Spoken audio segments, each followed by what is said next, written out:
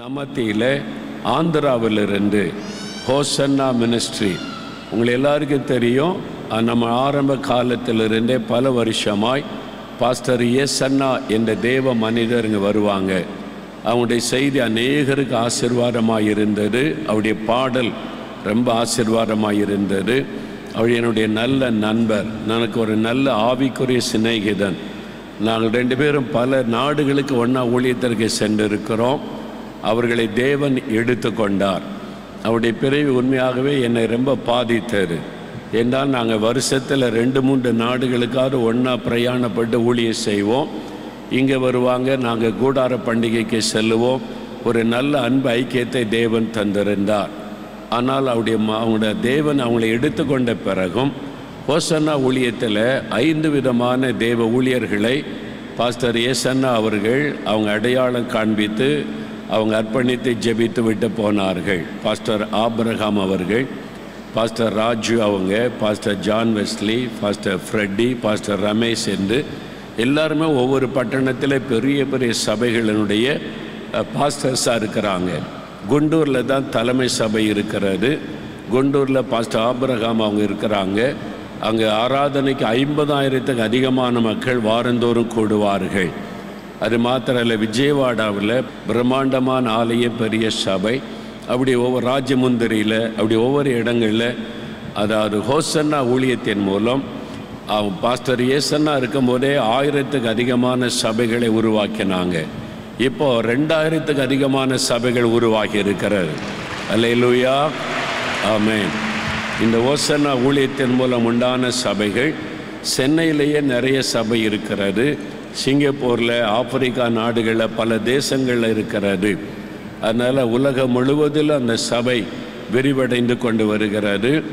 அருமையான தேவ மனிதர்கள். ஒவ்வொரு வருஷமும் மார்ச் மாதத்தில் முதல் வாரத்தில், அதாவது மார்ச் மாதம் அந்த 3-4 நாட்கள் கூடார பண்டிகை நடக்கும். வியாழன், வெள்ளி, சனி, ஞாயிறு 4 நாள் கூடார பண்டிகை நடக்கும். அந்த கூடார பண்டிகையில் லட்சக்கணக்கான மக்கள் கூடுவாங்க. ஒரே இடத்துல 5 லட்சம் பேர் தங்கி இருப்பாங்க. பந்தெல்லாம் போட்டு பெரிய ஏரியா.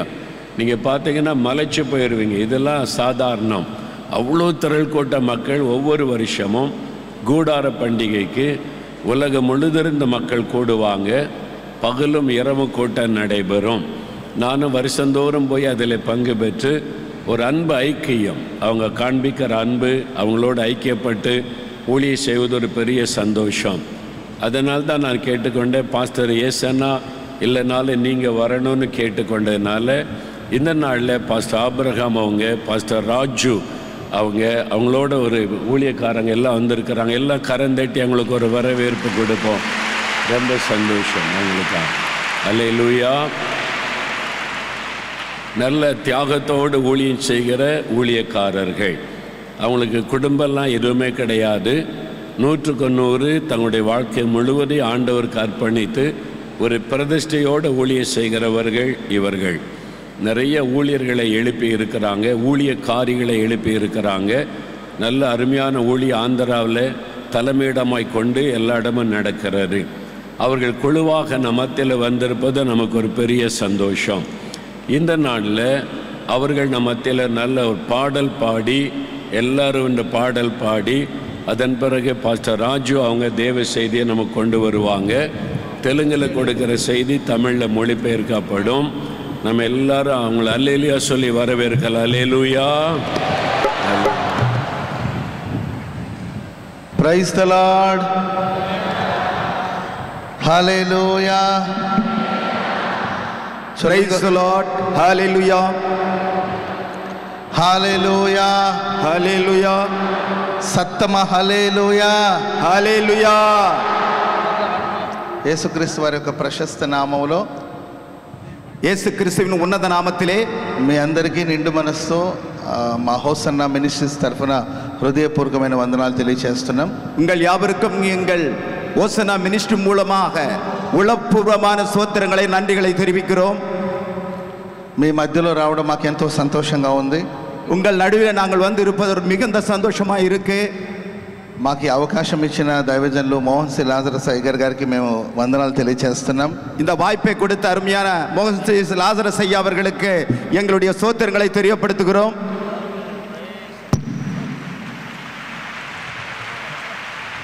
వారు మా ఆత్మీయ తండ్రి దైవజనులు యేసన్న గారికి ప్రాణ స్నేహితులు.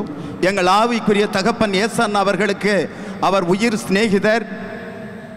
దైవజనులు యేసన్న గారు పలు పర్యాయాలు మీ మధ్యలోకి వచ్చారు. ஏசன் ஐயா அவர்கள் உங்கள் நடுவில் பலமுறை வந்திருக்கிறார். వారు ఈ సభలో పాలు పంపులు పొందుతూ ఉండేవారు. இந்த சபையில் அவர் பலதரம் வந்து கலந்து கொண்டிருக்கிறார். మోహన్ సి లాజరస్ అయ్య గారు కూడా ప్రతి సంవత్సరం మా దగ్గరికి గుడారాల పండుగకు వస్తూ ఉంటారు. மோகன் சி லாசரஸ் ஐயா அவர்களும் ஒவ்வொரு வருஷமும் கூடார பண்டிகையில் வந்து தேவ செய்தி கொடுப்பார். అద్భుతమైన దేవుని వాక్యాన్ని ప్రకటించి అనేకుల కోసం ప్రార్థన చేస్తూ ఉంటారు. அற்புதமான தேவ வார்த்தையை கொடுத்து அநேகருக்கு ஜெபித்து கொடுப்பார். వారి ద్వారా మేము కూడా బహుగా ఆశీర్వదించబడుతూ ఉన్నాము. ஐயா அவர்கள் மூலமாக நாங்கள் அதிகமாக ஆசீர்வதிக்கப்பட்டோம். వారిని బట్టి మేము ప్రభుని స్తుతిస్తూ ఉన్నాం. அவரை கொண்டு நாங்கள் தேவனை ஸ்தோத்தரிக்கிறோம். ప్రతి సంవత్సరం మేము జరుగుతున్న ఈ సభలో పాలు పంపులు పొందుతున్నాము. இந்த ஒவ்வொரு வருடமும் இந்த சபையில் நாங்களும் வந்து கலந்து கொள்ளுகிறோம். మీ మధ్యలో పాలు పంపులు పొంది ప్రార్థన చేసి మేము ఆశీర్వదించబడుతున్నాం. உங்கள் நடுவிலே வந்து நாங்களும் உங்களோடு ஆசீர்வதிக்கப்படுகிறோம். మీరు రెగ్యులర్గా ఈ స్థలములకు వచ్చి ప్రార్థన చేసుకుంటున్నారు. நீங்க தொடர்ந்து இங்க வந்து ஜெபம் பண்ணிக்கொண்டே இருக்கிறீர்கள். దేవుడు ఖచ్చితంగా మిమ్మల్ని ఆశీర్వదించి దీవించబోతున్నారు. கர்த்தர் உங்களை நிச்சயமாக ஆசீர்வதிப்பாராக. దేవుడు మిమ్మల్ని దీవించుగాక. கர்த்தர் உங்களை ஆசீர்வதிப்பாராக.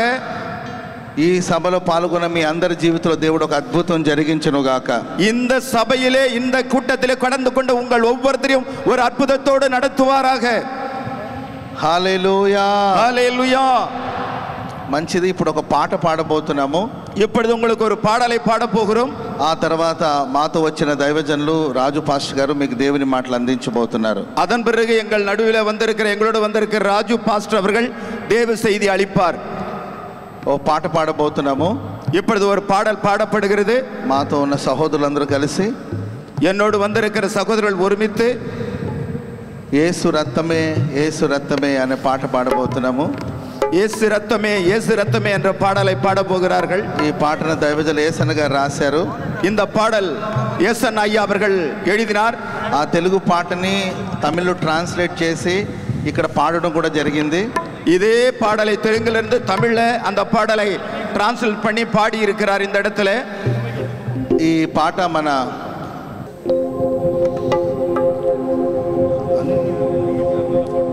హల్లెలూయా ஹல்லேலூயா. ఈ పాట మన జీసస్ రీడియమ్స్ సిడీలో తమిళ వర్షన్లో కూడా ఉంది. இயேசு விடுவிக்கிறாருடைய இசை பாடலிலே கூட இந்த பாடல் பதிவு பண்ணப்பட்டிருக்கிறது. మేము వచ్చినప్పుడంతా ఈ పాట మీ మధ్యలో పాడుతూ ఉంటాం. நாங்கள் வரும்போதெல்லாம் இந்த பாடல் உங்கள் நடுவில் பாடிக்கொண்டு இருக்கிறோம். హల్లెలూయా ஹல்லேலூயா.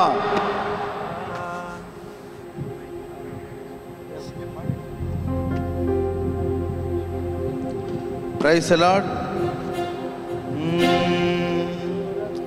యేసు రక్తమే రక్తమే రక్తమే యేసు రక్తమే రక్తమే రక్తమే విలయేర పెట్ర రక్తమే కుట్రమెల్ల పరిశుద్ధ రక్తమే విలయేర పెట్ర రక్తమే కుట్రమెల్ల పరిశుద్ధ రక్తమే యేసు రక్తమే రక్తమే రక్తమే యేసు రక్తమే రక్తమే రక్తమే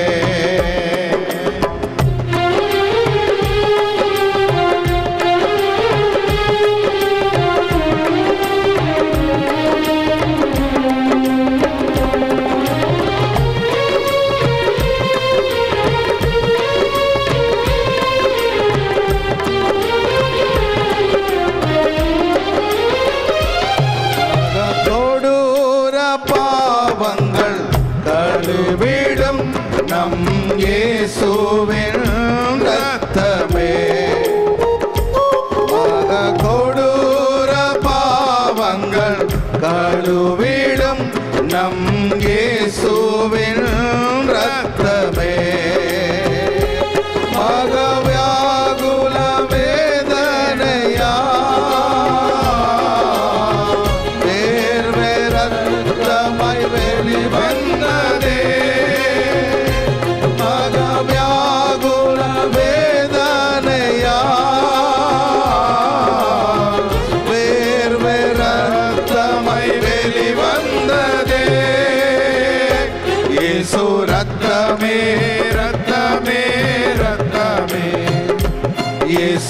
రక్తమే రక్తమే రక్తమే విలయేర పెట్ర రక్తమే కుట్రమెల్ల పరిశుద్ధ రక్తమే విలయేర పెట్ర రక్తమే కుట్రమెల్ల పరిశుద్ధ రక్తమే యేసు రక్తమే రక్తమే రక్తమే యేసు రక్తమే రక్తమే రక్తమే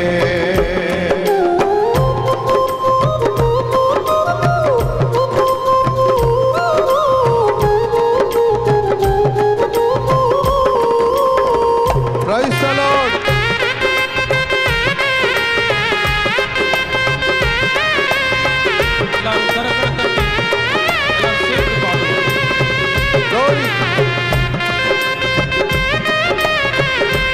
ಎಲ್ಲರೂ ಕೈ ತಟ್ಟಿ ಸತ್ತಮ ಹಲ್ಲೆಲೂಯಾ.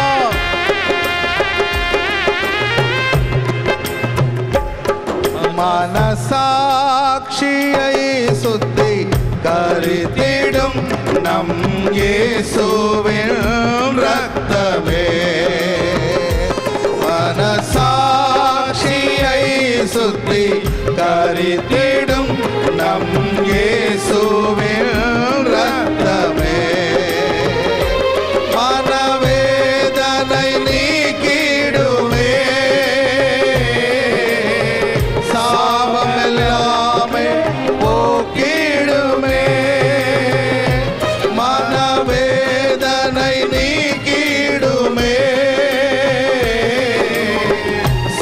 சாபமெல்லாமே போக்கிடுமே இயேசு ரத்தமே ரத்தமே எல்லாரும் சத்தமா சத்தமா இயேசு ரத்தமே ரத்தமே ரத்தமே விலையேற பெற்ற ரத்தமே குற்றமெல்ல பரிசுத்த ரத்தமே விலையேற பெற்ற ரத்தமே குற்றமெல்ல பரிசுத்த ரத்தமே இயேசு ரத்தமே ரத்தமே ரத்தமே இயேசு ரத்தமே ரத்தமே ரத்தமே மகா பரிசுத்த ஸ்தலமதில் சேர்த்திடும் நம் இயேசுவின் ரத்தமே மகா பரிசுத்த ஸ்தலமதில் சேர்த்திடும் நம் இயேசுவின் ரத்தமே மக பிரதான ஆசாரியரா நமக்கு முன் சென்ற பரிசுத்தரே மக பிரதான ஆசாரியரா நமக்கு முன் சென்ற பரிசுத்தரே இயேசு ரத்தமே ரத்தமே ரத்தமே இயேசு ரத்தமே ரத்தமே ரத்தமே விலையேற பெற்ற ரத்தமே சுத்தமில்ல பரிசுத்த ரத்தமே விலையேற பெற்ற ரத்தமே குற்றமல்ல பரிசுத்த ரத்தமே இயேசு ரத்தமோ ரத்தமோ ரத்தமோ இயேசு ரத்தமோ ரத்தமோ ரத்தமோ பெற்ற ரத்தமே குற்றமில்ல பரிசுத்த ரத்தமே விலையேற பெற்ற ரத்தமே குற்றமில்ல పరిశుద్ధ రక్తమే తెలుగులో రక్తము రక్తము రక్తము యేసు రక్తము రక్తము రక్తము అమూల్యమైన రక్తము నిష్కళ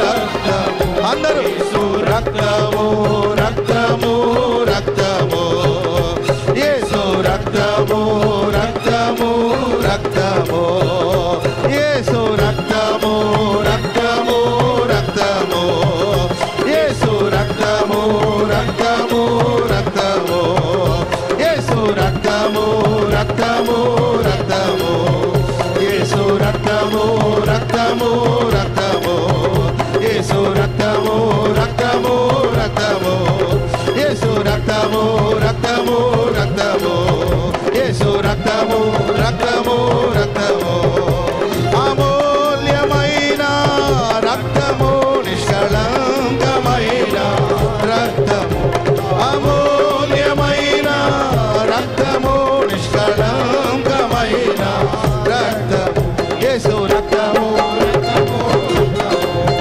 యేసు రక్తము రక్తము రక్తము యేసు రక్తము రక్తము రక్తము యేసు రక్తము రక్తము రక్తము యేసు రక్తము రక్తము రక్తము యేసు రక్తము రక్తము రక్తము యేసు రక్తము రక్తము రక్తము యేసు రక్తము రక్తము రక్తము యేసు రక్తము రక్తము రక్తము యేసు రక్తము రక్తము రక్తము యేసు రక్తము రక్తము రక్తము యేసు రక్తము రక్తము రక్తము యేసు రక్తము రక్తము రక్తము యేసు రక్తము రక్తము రక్తము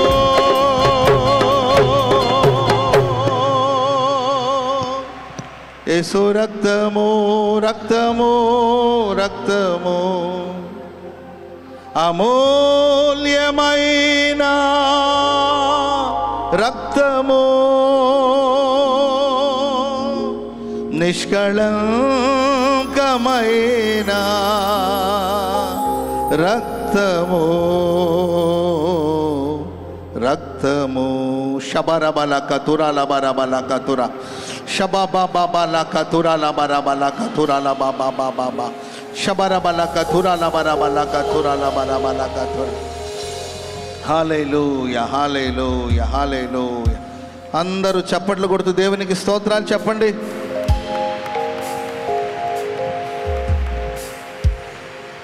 గట్టిగా చప్పట్లు కొడుతూ దేవునికి స్తోత్రాలు చెప్పండి. ಎಲ್ಲ ಸತ್ತಮ ಕೈகளை ತಟ್ಟಿ ಕರ್ತರಿಗಾಗಿ ಸತ್ತಮ ಕರங்களை ತಟ್ಟಿ గట్టిగా హల్లెలూయా హల్లెలూయా హల్లెలూయా హల్లెలూయా హల్లెలూయా. ఇప్పుడు దేవుని వాక్యాన్ని మనం ధ్యానించబోతున్నాము. இப்பொழுது தேவ வார்த்தையை நாம் தியானிக்க போகிறோம். దైవజనులు రాజు పాస్టర్ గారు ఉన్నారు. தேவ ஊழியர் ராஜு பாஸ்டர் அவர்கள் நம் நடுவில் இருக்கிறார். వారు దేవుని వాక్యాన్ని మనతో పంచుకోబోతున్నారు. இப்பொழுது தேவ செய்தி நம்மிடத்தில் அவர் பகிர்ந்து கொள்வார். అందరూ అలాగే కళ్ళు మూసుకోండి. எல்லாரும் கண்களை மூடுவோம். చిన్న ప్రార్థన చేసుకుని దేవుని వాక్యాన్ని మనం వినబోతున్నాం. ஒரு சிறு ஜெபத்தோடு கூட தேவ செய்திக்கு ஆயத்தப்படுவோம். ప్రేమ స్వరూపి అన్బాన దేవనే, దయా వాత్సల్యత గల దేవా, இரக்கமும் దైవமும் உள்ளவரே, మీ పరిశుద్ధ పుణ్యనామాన్ని బట్టి మీకు వందనాలు చెల్లిస్తున్నాం. நம்முடைய பரிசுத்த புண்ணிய நாமத்திற்காய் ஸ்தோத்திரம்.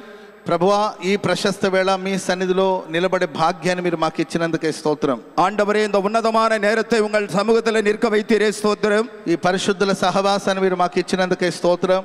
இந்த பரிசுத்தவான்களின் ஐக்கியத்தை கொடுத்திருக்காய் ஸ்தோத்திரம். ఈ ప్రార్థనా పరులతో నిలబడే భాగ్యాన్ని మీరు ఇచ్చినందుకే స్తోత్రాలు இந்த చెల్లిస్తున్నాం. ஜெப வல்லமையினால் எங்களை நடத்தினவரே ஸ்தோத்திரம். మీరు చేసిన మేలుల కొరకు స్తోత్రాలు ప్రభువా.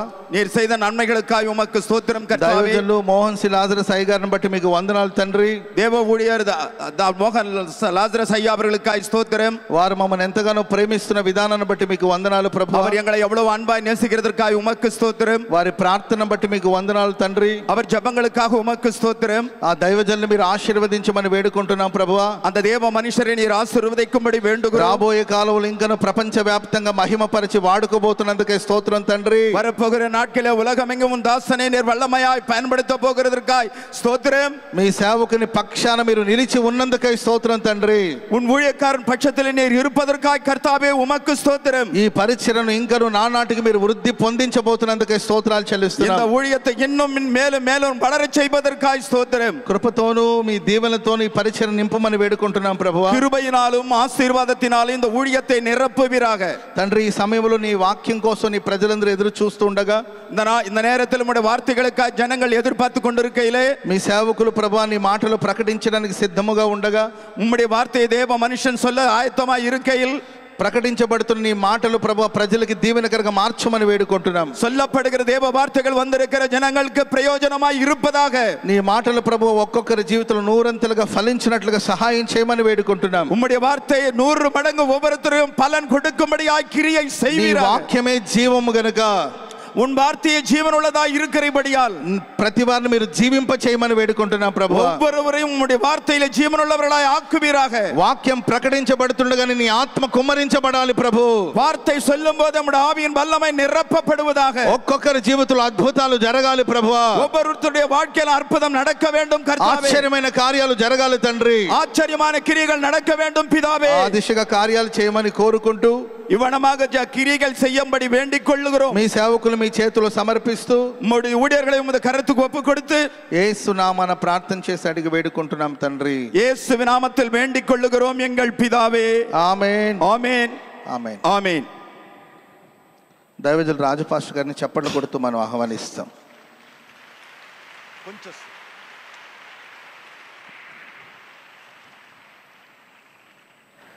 కొంచెం సౌండ్ అయ్యారు. నేను తమిళ్లో ముగించిన తర్వాత మీరు తెలుగు స్టార్ట్ అంటే కొంతమందికి అంటే ట్రాన్స్లేషన్ అయ్యగారు చెప్తుండగా మధ్యలో తమిళ్లో చెప్పిన తర్వాత చెయ్యండి. ఓకే మీరు కరెక్ట్గా టైం ఇస్తారు.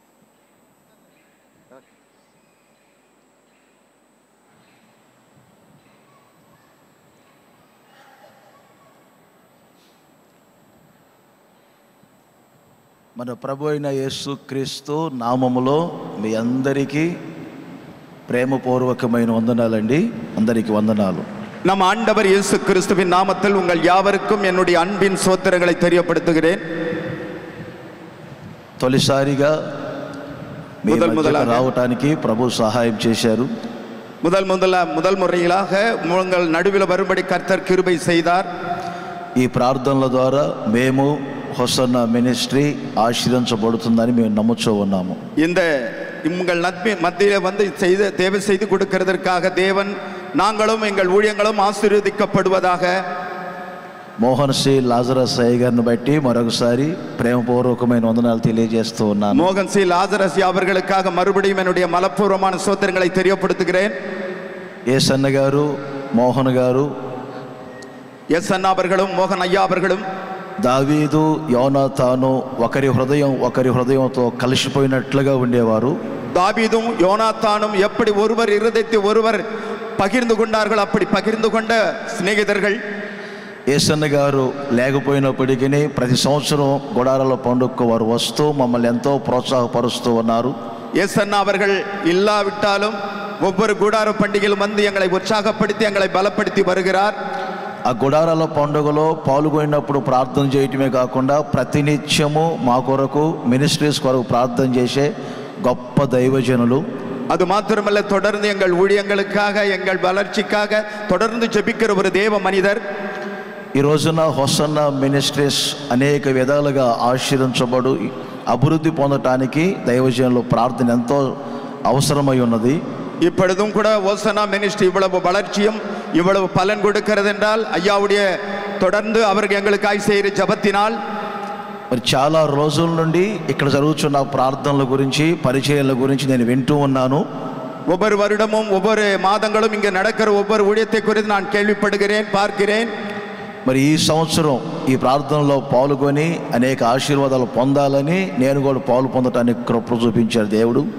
இந்த வருஷம் நானும் இந்த கூட்டத்திலே கலந்து கொண்டு உங்கள் மத்தியிலே தேவ செய்து கொடுக்கவும் தேவ ஆசீர்வாதங்களை பெற்றுக்கொள்ளவும் நானும் உங்கள் மத்தியிலே கடந்து வந்திருக்கிறேன்.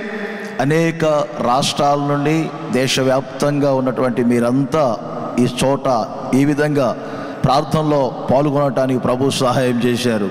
இங்கே வந்திருக்கிறவர்கள் அநேக மாநிலங்களில் இருந்து கடந்து வந்து நீங்களும் இந்த தேவ ஆசீர்வாதத்தை பெற்றுக்கொள்ள தேவன் உங்களை நடத்தி இருக்கிறார்.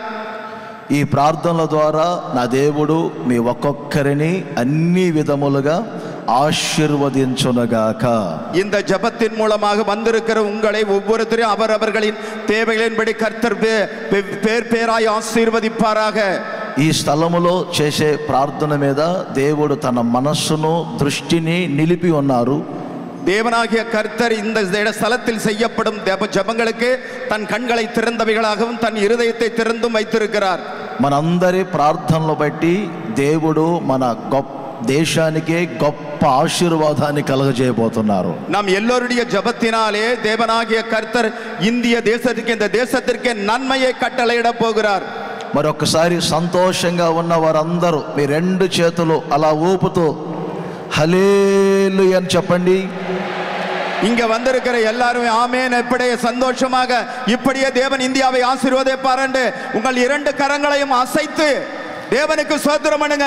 అలా చేతులు ఊపుతూ చెప్పండి స్తోత్రం స్తోత్రం అని చెప్పండి. అందరూ అసైతు స్తోత్రం பண்ணுவோம். పరిశుద్ధ గ్రంథమైన బైబిల్లో నుండి కొన్ని మాటలు మనం ధ్యానం చేసుకుందాం. పరిశుద్ధ వేదத்திலிருந்து ஒரு சில வார்த்தைகளை நாம் தியானித்துக் கொள்ளலாம். ఆ తర్వాత మళ్ళా మనం ప్రార్థనలోకి వెళ్దాం. அதன் பிறகு நாம் ஜெபத்திலே கடந்து போகலாம். యెహోషువ గ్రంథము 23వ అధ్యాయము 9వ వచనాన్ని చూద్దాం. యోసువాவின் புத்தகம் 23వ అధ్యాయం 9వ వచనం. అక్కడ ఒక చక్కని మంచి మాట వ్రాయబడి ఉంది. నేను చదువుతాను, ఒకసారి మీరు వినండి. அங்கு ஒரு அருமையான வார்த்தை எழுதப்பட்டிருக்கிறது. நான் படிக்கிறேன், நீங்கள் கேளுங்கள். యెహోవా బలము గల గొప్ప జనములను మీ ఎదుట నుండి కొట్టివేసి ఉన్నాడు. கர்த்தர் உங்களுக்கு முன்பாக பெரியவைகளும் பலத்தவைகளுமான ஜாதிகளை துரத்தி இருக்கிறார். మీ ఎదుట నేటి వరకు ఏ మనుషుడును నిలిచి ఉండలేదు. இந்நாள் மட்டும் ஒருவரும் உங்களுக்கு முன்பாக நிற்கவில்லை. దేవుడు తాను ఏర్పరచుకున్నటువంటి ప్రజలను ఎంతగానో ప్రేమించేవారు. தேவன் தாம் ஏற்படுத்திக் கொண்ட ஜனங்களை மிகவும் அன்பாய் நேசிக்கிறவர். ఐగుప్తు దేశములో నుండి వారిని పాలు తేనెలు ప్రవహించు దేశానికి తీసుకొని వచ్చారు. எகிப்து தேசத்திலிருந்து அவர்களை இஸ்ரவேல் ஜனங்களை பாலும் தேனும் ஓடுகிற தேசத்துக்கு நடத்தி கொண்டு வந்தார். ఐగుప్తు దేశములో 10 అద్భుతాలు చేశారు. எகிப்து தேசத்திலே 10 விதமான அற்புதங்களை செய்தார். గొర్రెపిల్ల రక్తము చేత వారు విమోచింపబడి బయటికి వచ్చారు. ஆட்டுக்குட்டியின் இரத்தத்தினால் அவர்கள் எல்லாம் விடுதலையாக்கப்பட்டார்கள். వారికి వ్యతిరేకంగా నిలిచిన సముద్రాలను ఆరిన నేలగా చేశారు. அவர்களுக்கு தடையாய் வந்த கடலை அவர் வற்றி போக பண்ணி வெட்டாந்தரையாக்கினார். వారి కొరకు ఆకాశము నుండి మన్నాను కురిపించారు. బండ నుండి మధురమైన నీళ్లను ఇచ్చారు. அவர்களை போஷிக்கும்படியாக வானத்தின் பணியாகிய அந்த மன்னாவை கொடுத்தார். கற்பாறைகளில் இருந்து தண்ணீரை புறப்படச் செய்தார். వారు వస్త్రములో పాతగిలిపోకుండా కాలు వాయకుండా వారిని నడిపించారు. அவர்கள் வஸ்திரங்கள் பழமையாகாதபடிக்கும் அவர்கள் கால்கள் வீங்கி போகாதபடிக்கும் நடத்தி கொண்டு வந்தார். వారికి వ్యతిరేకంగా లేచినటువంటి శత్రువులందరినీ కూడా దేవుడు అణిచివేశారు. அவர்களுக்கு விரோதமாய் எழும்பின சத்துருக்களை தேவன் அழித்து போட்டார். తాను ఏర్పరచుకున్నటువంటి ప్రజలను దేవుడు ఎంతగా ప్రేమించారో ఆశీర్వదించారో ఈ మాటలో మనం చూడగలం. தான் தெரிந்து கொண்ட ஜனங்களை அவர் எவ்வளவாய் நேசிக்கிறார், எவ்வளவாய் ஆசீர்வதிக்கிறார் என்பதை இந்த பகுதிகளை நாம் பார்க்கலாம். ఇప్పుడు మనం చదువుకున్న వాక్యములో వ్రాయబడింది యెహోవా కొట్టివేసి ఉన్నాడు అని వ్రాయబడింది. தேவன் அவர்களை இல்லாமல் விரட்டி இருக்கிறார். దేవుడు కొట్టివేసి ఉన్నారు. தேவன் அவர்களை ఇల్లాமல் செய்தார். తాను ఏర్పరచుకున్నటువంటి తాను ఆశీర్వదించాలని కోరుకున్నటువంటి ప్రజల జీవితంలో వ్యతిరేకంగా లేచిన వారిని దేవుడు కొట్టివేశను అని వ్రాయబడింది. தான் தெரிந்து கொண்ட ஜனங்களுக்கு விரோதமாய் எழும்புகிற ஜாதிகளை அவர் அடித்திருக்கிறார், துரத்தி இருக்கிறார், விரட்டி இருக்கிறார். కొట్టివేయటం అంటే మీ మీద ఏదైనా ఒక కేసు పడినప్పుడు, உங்கள் மேல ஏதாவது ஒரு குற்றம் சுமத்தப்படும் போது, అది కోర్టులోకి వెళ్ళినప్పుడు, அது కోర్టుకు போகும்போது దాని ద్వారా మీకు ఒక శిక్ష పడుతుంది, జైల్లో పడుతున్నారు అనుకున్నప్పుడు, அந்த குற்றத்தின் நிமித்தம் உங்களுக்கு சிறை தண்டனை கிடைக்கும் என்ற ஒரு சூழ்நிலை வரும்போது, అది మీరు జైల్లో పడకుండా మీకు శిక్ష పడకుండా ఆ కేసు కొట్టివేసినప్పుడు ఆ మనుషులకు ఎంత సంతోషం ఉంటుందో, அந்த குற்றத்தினால நீங்கள் தண்டிக்கப்படாமல் அந்த குற்றத்தை உங்கள் மேலிருந்து விலக்கும் போது உங்களுக்கு எவ்வளவு சந்தோஷம் வருமோ అలాగున నా దేవుడు కొట్టివేయునుగాక. அது போல உங்கள் மேல் இருக்கிற குற்றங்களை என் தேவன் தள்ளி போடுவாராக, அடித்து எடுத்து விடுவாராக. సమూయేలు 2వ గ్రంథము 7వ అధ్యాయము 15వ వచనములో కూడా ఒక మాట వ్రాయబడింది. சாமுவேலின் 2ஆம் புத்தகத்திலே 7ஆம் அதிகாரத்திலே 15ஆம் வசனத்தில் கூட ஒரு வார்த்தை எழுதப்பட்டு இருக்கிறது. దేవుడు ఏర్పరచుకున్నటువంటి ఆ జనుల మీద ఒక రాజుగా నియమించబడినటువంటి సౌలును గురించి మనం అక్కడ వింటాము. அந்த ஜனங்களுக்காக ஏற்படுத்தப்பட்ட ராஜாவாகிய சவுலை குறித்து சொல்லப்பட்டு இருக்கிறது. ఈ వాక్యములో వ్రాయబడింది, నేను సౌలును కొట్టివేసి ఉన్నాను అని వ్రాయబడింది. இங்கே அந்த வசனம், உனக்கு முன்பாக நான் தள்ளிவிட்ட சவுலிடத்திலிருந்து என் கிருபையை. తన జనుల మీద ఉన్నటువంటి ఆ రాజుని దేవుడు ఎందుకు కొట్టివేశారు? தன் ஜனங்களுக்காக ஏற்படுத்தின சவுல் ராஜாவை ஏன் அவர் தள்ளிவிட்டார்? ఇదే సమూయేలు మొదటి గ్రంథము 8వ అధ్యాయం 10వ వచనము నుండి వ్రాయబడింది. இதையே நம்ம சாமுவேல் முதல் புத்தகம் 8ல கூட நம்ம பார்க்கிறோம். ఈ వ్యక్తి ద్వారా ఆ ప్రజలకు చాలా ఇబ్బందులు కలుగుతూ ఉన్నాయి. இந்த ராஜாவினாலே இஸ்ரவேல் ஜனங்களுக்கு நிறைய பிரச்சனைகள் வந்தது. తాను ఏర్పరచుకున్నటువంటి తన ప్రజలను తన ద్రాక్ష తోటలకు పనివారినిగా పెట్టుకున్నాడు. அந்த ஜனங்களை, இஸ்ரவேல் ஜனங்களை தான் ஏற்படுத்தின திராட்சை தோட்டங்களுக்கு அவர்களை அடிமைகளாக, வேலைக்காரர்களாக இந்த சவுல் ராஜா ஏற்படுத்தி கொண்டார். తన రథములను నడిపించే వారిగాను గుర్రములను కాచుకునే వ్యక్తులుగా పెట్టారు. ரதங்களை ஓட்டுகிறவர்களாகவும் ரதங்களுக்கு முன்பாய் ஓடுகிறவர்களாகவும் குதிரைகளை காக்கிறவர்களாகவும் அவர்களை அடிமையாக வேலையாட்களாக எடுத்துக்கொண்டார். ఆ ప్రజల యొక్క కుమారుల్ని కుమార్తెల్ని ఉన్నత స్థాయిలోని తీసుకొని రాకుండా తన రాజ్యంలో బానిసలుగా పెట్టుకున్నాడు.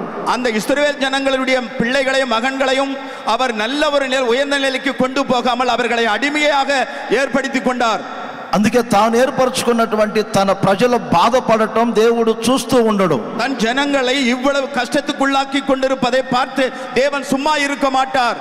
ఆ ప్రజలకు ఇబ్బందులు కలగజేస్తున్నటువంటి వ్యక్తిని, அந்த ஜனங்களுக்கு கஷ்டத்தை உண்டாக்குற அந்த மனிதனை, వారిని ఉన్నత స్థాయిలోనికి రాకుండా చేస్తున్న వ్యక్తిని, அவர்களை உன்னதமான நிலைக்கு அந்த ஜனங்கள் வராதபடிக்கு தடையாய் இருக்கிற அந்த மனிதனை, వారి కళ్ళల్లో కన్నీళ్లు కలగజేస్తున్న వ్యక్తిని, அவர்களுக்கு కన్నీருக்கு కారణమాய் இருக்கிற அந்த மனிதனை, వారిని ఇరుకుల్లో ఇబ్బందుల్లో నడిపిస్తున్నటువంటి వ్యక్తిని, அவர்களை நெருக்கத்திலும் உபద్రவத்துக்கும் உள்ளாக்குகிற அந்த நபரை నేను కొట్టివేసి ఉన్నాను అని చెప్తున్నారు. நான் அவர்களை தள்ளிவிட போகிறேன், నేను కొట్టివేసి ఉన్నానని చెప్తున్నారు.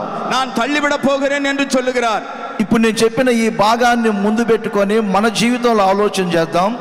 நான் சொன்ன இந்த பகுதிகளை நாம் ஒரு விசையை நாம் நினைத்து நம் வாழ்க்கையில் இருக்கிறவைகளை கொஞ்சம் சிந்தித்து பார்ப்போம். ఈ రోజున మీ జీవితంలో ఇరుకును ఇబ్బందిని కలగజేసేవి ఏవో, உங்கள் வாழ்க்கையில் கூட நெருக்கத்தையும் உபதிரவத்தை உண்டாக்குகிற காரியங்கள், பிரச்சனைகள் எதுவோ, బ్రతుకులో నెమ్మదిని ఒక ప్రశాంతత లేకుండా చేస్తుందా ఏదో, உன் வாழ்க்கையில நிம்மதியும் சமாதானத்தை கொடுக்காது இருக்கிற பிரச்சனைகள் எவையோ, ఆశీర్వదించబడి స్వేచ్ఛగా బ్రతకకుండా చేస్తున్నవి ఏవో, ஆசீர்வாதத்தோடு சுதந்திரமாய் மனமகிழ்ச்சியாய் வாழாதிருக்க செய்கிற காரியங்கள் எவைகளோ, వాటన్నిటినీ మీ ఎదుట నుండి దేవుడు కొట్టివేయబోతూ ఉన్నారు. அப்படி உங்களுக்கு பிரச்சனை உண்டாக்குற எல்லா காரியங்களையும் எல்லா மனிதர்களையும் உங்களிடத்திலிருந்து தூரப்படுத்தி அப்புறப்படுத்த போகிறார். విశ్వసించండి, నా దేవుడు మీ ఎదుట నుండి కొట్టివేయబోతున్నారు.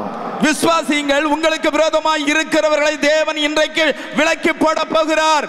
మీ జీవితంలో నా దేవుడు కొట్టివేయబోతున్నారు. உங்களுக்கு பிரச்சனையாய் இருக்கிறவர்களை தேவனை தள்ளிவிட போகிறார். మీ కుటుంబ వ్యవస్థలో నుంచి కొట్టివేయబోతున్నారు. உங்கள் குடும்பங்களுக்கு விரோதமாய் இருக்கிறவர்களை தேவன் விலக்க போகிறார். కొట్టివేసే దేవుడిగా ఆయన ఇక్కడ ప్రత్యక్షమయ్యారు.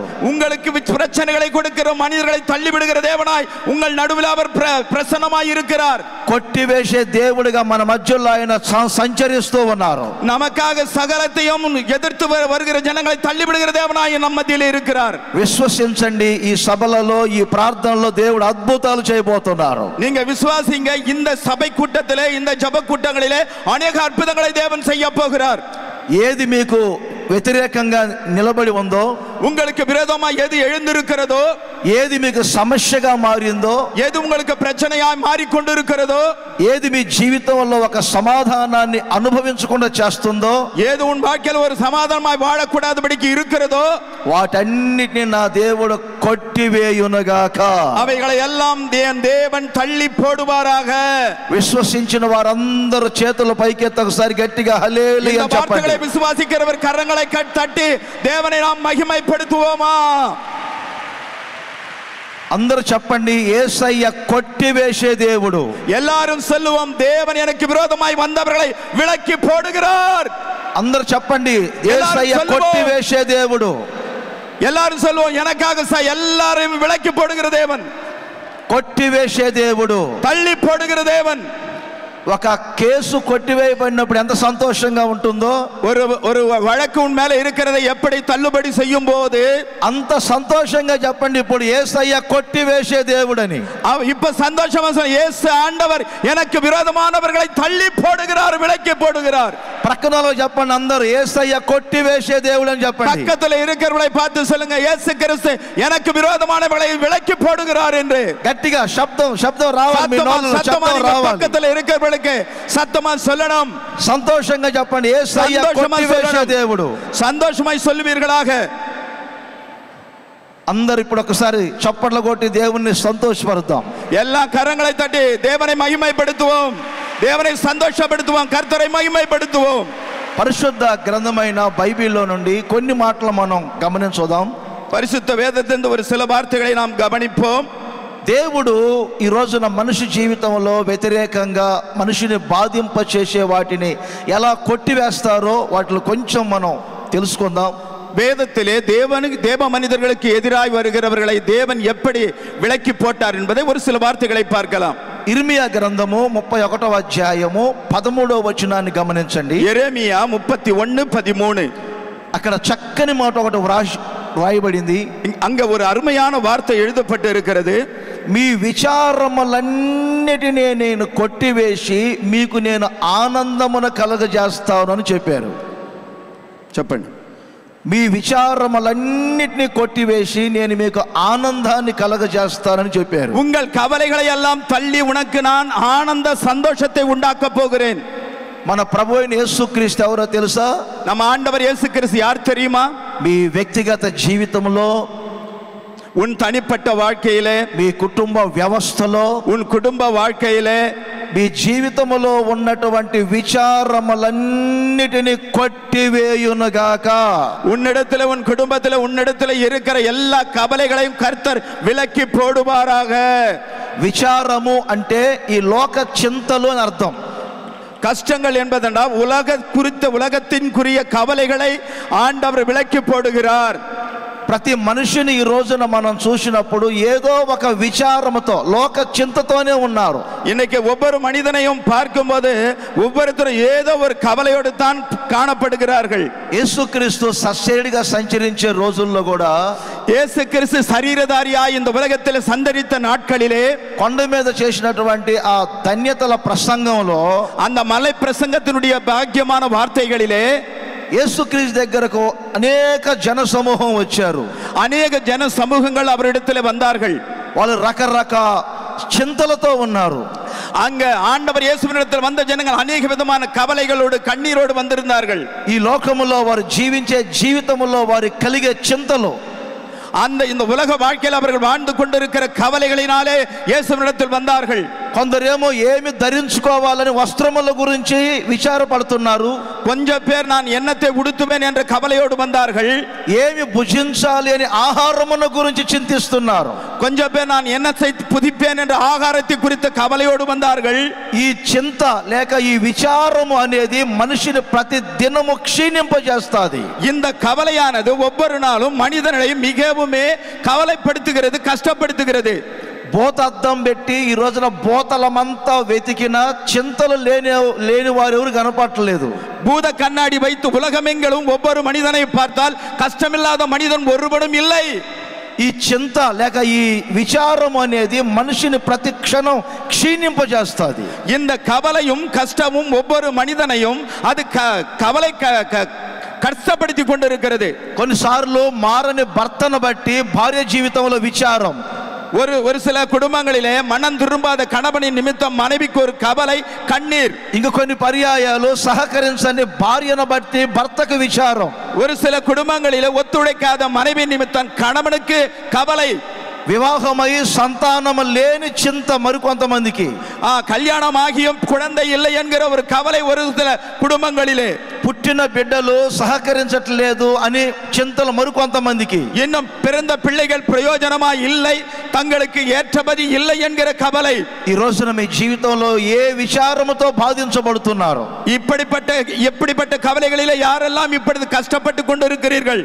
మనిషి శవాన్ని కాల్చివేసేదాన్ని చితి అంటారు. చితి. மனிதர்கள் பிரேதங்களை எரிக்கிறதை எரிமேடை என்கிறார்கள். ఆ చితి అనేది మనిషిని ఒక్కరోజే కాల్చివేస్తుంది. அந்த பிரேதத்தை அந்த எரிமேடை ஒரே தரம் கொளுத்தி போடுகிறது. ఈ చింత, ఈ విచారం అనేది మనిషిని జీవిత కాలం అంతా కాలుస్తూనే ఉంటది. ஆனா மனிதனுக்கு வருகிற கவலைகள் கண்ணீர்கள் வாழ்நாள் முழுவதும் அவர்களை எரித்து கொண்டே இருக்கிறது. ఈ ప్రార్థనలో పాల్గొన్న వారులారా, இந்த ஜெபத்தில் கலந்து கொண்டவர்களே, ఎందుకో దేవుడిచ్చిన ఈ అవకాశములో ప్రభు మీతో చెప్తున్నారు. எதற்காகவோ தேவன் இந்த கூட்டத்தில் வந்திருக்கிற உங்களோடு சொல்லுகிறார். మీరు సంతోషంగా ఆనందంగా బ్రతకకుండా చేస్తున్న విచారములను, நீங்கள் சந்தோஷமாய் சமாதானமாய் வாழக்கூடாதபடிக்கு உங்களிடத்தில் வருகிற கவலை கஷ்டங்களை, దుఃఖాల మధ్యలో నడిపించబడుతున్న మీ స్థితిని నా దేవుడు చూస్తున్నారు. ఈ రోజున இன்றைக்கு துக்கத்தோடு துன்பத்தோடு இருக்கிற உங்கள் நிலைமையை என் தேவன் பார்த்து கொண்டிருக்கிறார்.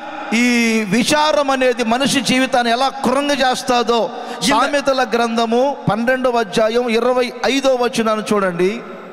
இந்த கவலைகள் எப்படி மனிதனை உருக்குலைக்கிறது என்பதை நீதிமொழிகள் 12:5 பார்ப்போம். 12వ అధ్యాయం 25వ వచనములో రాయబడింది. 25వ వచనం నీతిమొழிகள் 12:25. ఒక మనిషిలోని దుఃఖము అతనిలో ఉన్నటువంటి విచారము అతని కృంగ చేస్తుందని వాక్యం చెప్తుంది. இங்கே மனிதனுடைய இருதயத்தில் உள்ள கவலை அதை ஒடுக்கும். అంటే విచారముల చేత చాలా మంది కృంగిపోతున్నారు. இந்த கவலைகளினாலே அநேகர் ஒடுங்கி போகிறார்கள்.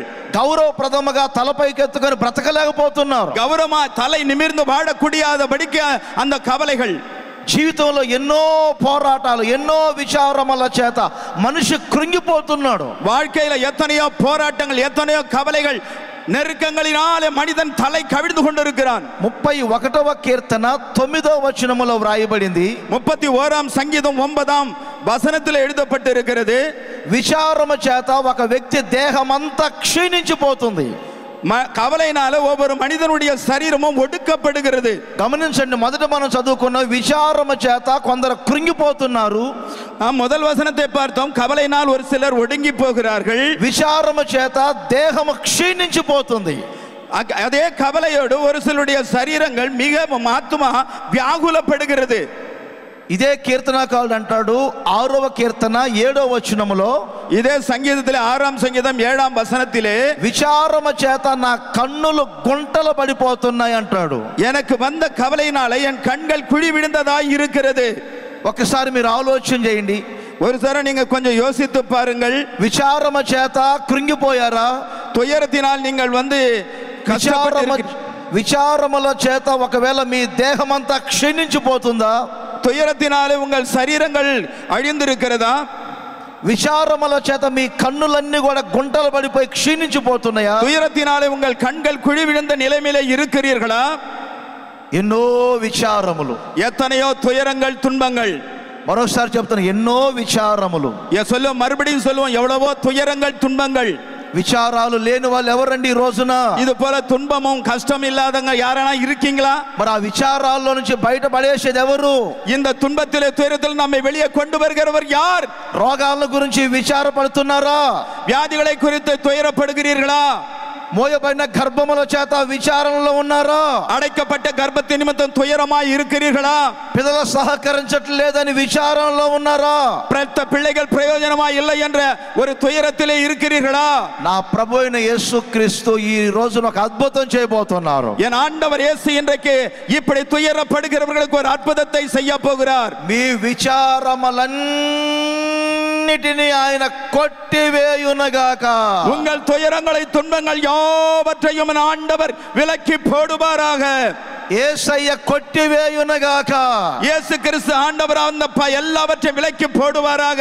విశ్వసించండి, యేసయ్య మీ విచారములన్నిటిని కొట్టివేయబోతున్నారు. நல்லா விசுவசியுங்கள், ஆண்டவர் உங்களுடைய துயரங்கள் துன்பங்களை எல்லாம் விலக்கி போட போகிறார். ఓసారి ఇలాగే ప్రార్థనకు ఒక సహోదరి వచ్చారు.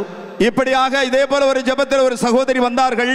ఆ ఇంట్లో భర్త గారు త్రాగుబోతు, அந்த வீட்டில கணவன் குடிகாரன், పిల్లలు సహకరించరు, பிள்ளைங்க ஒத்துழைக்க மாட்டாங்க, కుటుంబాన్ని పోషించుకునే స్తోమత కూడా లేదు, குடும்பத்தை எப்படி நடத்துகிறது என்று தெரியாமல் தவிக்கிறாங்க அந்த சகோதரி. ఆ భర్త గారు త్రాగిన మత్తులో ఆ సహోదరి గారిని కొట్టి జుట్టు పట్టుకొని రోడ్లకు ఈడుస్తాడు. அந்த கணவன் குடி போதையில மனைவியை அடித்து தலைமுடியை இழுத்து நடு தெருவில் வந்து கேவலப்படுத்துகிறான். ఒక రోజున ఆమె జీవితం మీద విరక్తి పుట్టి ஒரு நாளில் அந்த சகோதரி தன் வாழ்க்கையை வெறுத்து விட்டவளாய், ఇక బ్రతకటం అనవసరం అనుకొని, இனி வாழ்வது வீண் என்று நினைத்தவளாய் విషం కొనుక్కొని త్రాగుదామని ఇంట్లో పెట్టుకున్నారు. விஷம் வாங்கி குடித்து சாகலாம் என்று வீட்டில் வைத்திருக்கிறார்கள். ఆ విషాన్ని త్రాగే సమయంలో, அந்த விஷத்தை குடிக்கிற நேரத்திலே బయట నుండి ఒక స్వరం వినపడింది. வெளியில் இருந்து ஒரு சத்தம் கேட்கிறது. నేను ప్రార్థనకి వెళ్తున్నాను, వస్తావా అని ఒక సహోదరి ప్రార్థనకు వెళ్తూ చెప్పారు. அந்த வீட்டின் வெளியே ஒரு சகோதரி, நான் ஜெபத்துக்கு போயிட்டு இருக்கிறேன், நீயும் வர்றியாமா என்று அந்த சகோதரியை வெளியில் இருந்து அழைக்கிற சத்தம். ఆ విషం త్రాగేవాళ్ళు అనుకున్న మనిషి ఆ స్వరాన్ని విని ఆ విషాన్ని దాచిపెట్టి చివరిగా ఒక్కసారి ప్రార్థన చేయించుకొని వచ్చి త్రాగి చనిపోదాం అనుకున్నారు. அந்த சத்தத்தை கேட்ட அந்த சகோதரி விஷத்தை மறைத்து வைத்து விட்டு இப்பொழுது ஜெபத்துக்கு போயிட்டு வந்து அதுக்கப்புறம் குடிச்சு சாவோம் என்று ஒரு தீர்மானம் எடுக்கிறார்கள். దైవ సేవకులు ప్రార్థన చేయించుకొని ఇంటికి వెళ్ళి చనిపోదాం అనుకున్నారు. போய் ஜெபத்துக்கு போவோம், ஊழியக்காரர்கிட்ட ஜெபம் பண்ணிக்கிட்டு வந்து அதுக்கப்புறம் வீட்டில் செத்து போவோம். ఆ సహోదరి ప్రార్థనలో కూర్చున్నారు, దైవ సేవకులు వాక్యం చెప్తా ఉన్నారు. அந்த అమ్మ அந்த ஜெப கூட்டத்துக்கு போனாங்க, தேவ மனிதன் வார்த்தைகளை சொல்ல கேட்கிறார்கள்.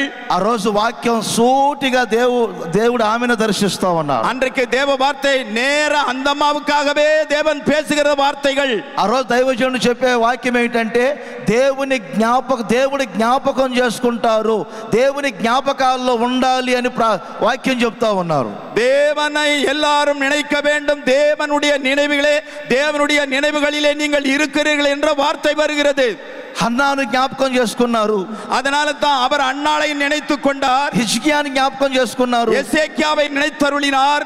నోవాహును ఓడలో జ్ఞాపకం చేసుకున్నారు, நோவாவை அந்த ஓடையிலே அவர் தெரிந்து கொண்டார். సిలువలో వేలాడుతున్న దొంగను జ్ఞాపకం చేసుకున్నారు, சிலுவையிலே தொங்கின அந்த கள்ளனை தேவன் நினைத்தருளினார். నిన్ను కూడా జ్ఞాపకం చేసుకోరా అని ప్రభు మాట్లాడుతూ ఉన్నారు. உன்னையும் கர்த்தர் அந்த நிலைமையில இருக்கிற உன்னையும் கர்த்தர் நினைத்தருள்வார் என்று தேவ வார்த்தை வருகிறது. ఎందుకు తప్పు నిర్ణయం తీసుకుంటున్నామని ప్రభు చెప్తా ఉన్నారు. எதற்காக நீ தவறான ஒரு தீர்மானத்தை எடுக்கிறார் என்று தேவ வார்த்தை வருகிறது. పిల్లల్ని ఎందుకు అనాథలుగా చేయాలనుకుంటున్నామని ప్రభు మాట్లాడుతూ ఉన్నారు. உன் பிள்ளைகளை ஏன் அனாதையை ஆக்குகிறாய் என்ற வார்த்தை வருகிறது. ఆ వాక్యం చేత ఆ సహోదరి దర్శించబడ్డారు. அந்த வார்த்தையினால் அந்த சகோதரி தேவனால் தரிசிக்கப்படுகிறார்கள். అందరికంటే ముందుగా దైవజనుడి దగ్గరకు వచ్చి నేను చావను అంటున్నారు. கூட்டம் முடிந்தவுடன் அந்த சகோதரி ஓடி வந்து தேவ ஊழியரிடத்தில் நான் இனி சாக மாட்டேன் என்று சத்தமா ஊழியக்காரரிடத்தில் பேசுறாங்க. ఈ దైవజనుడు అంటారు, నేను ఎప్పుడు చనిపోమన్నాను అంటాడు.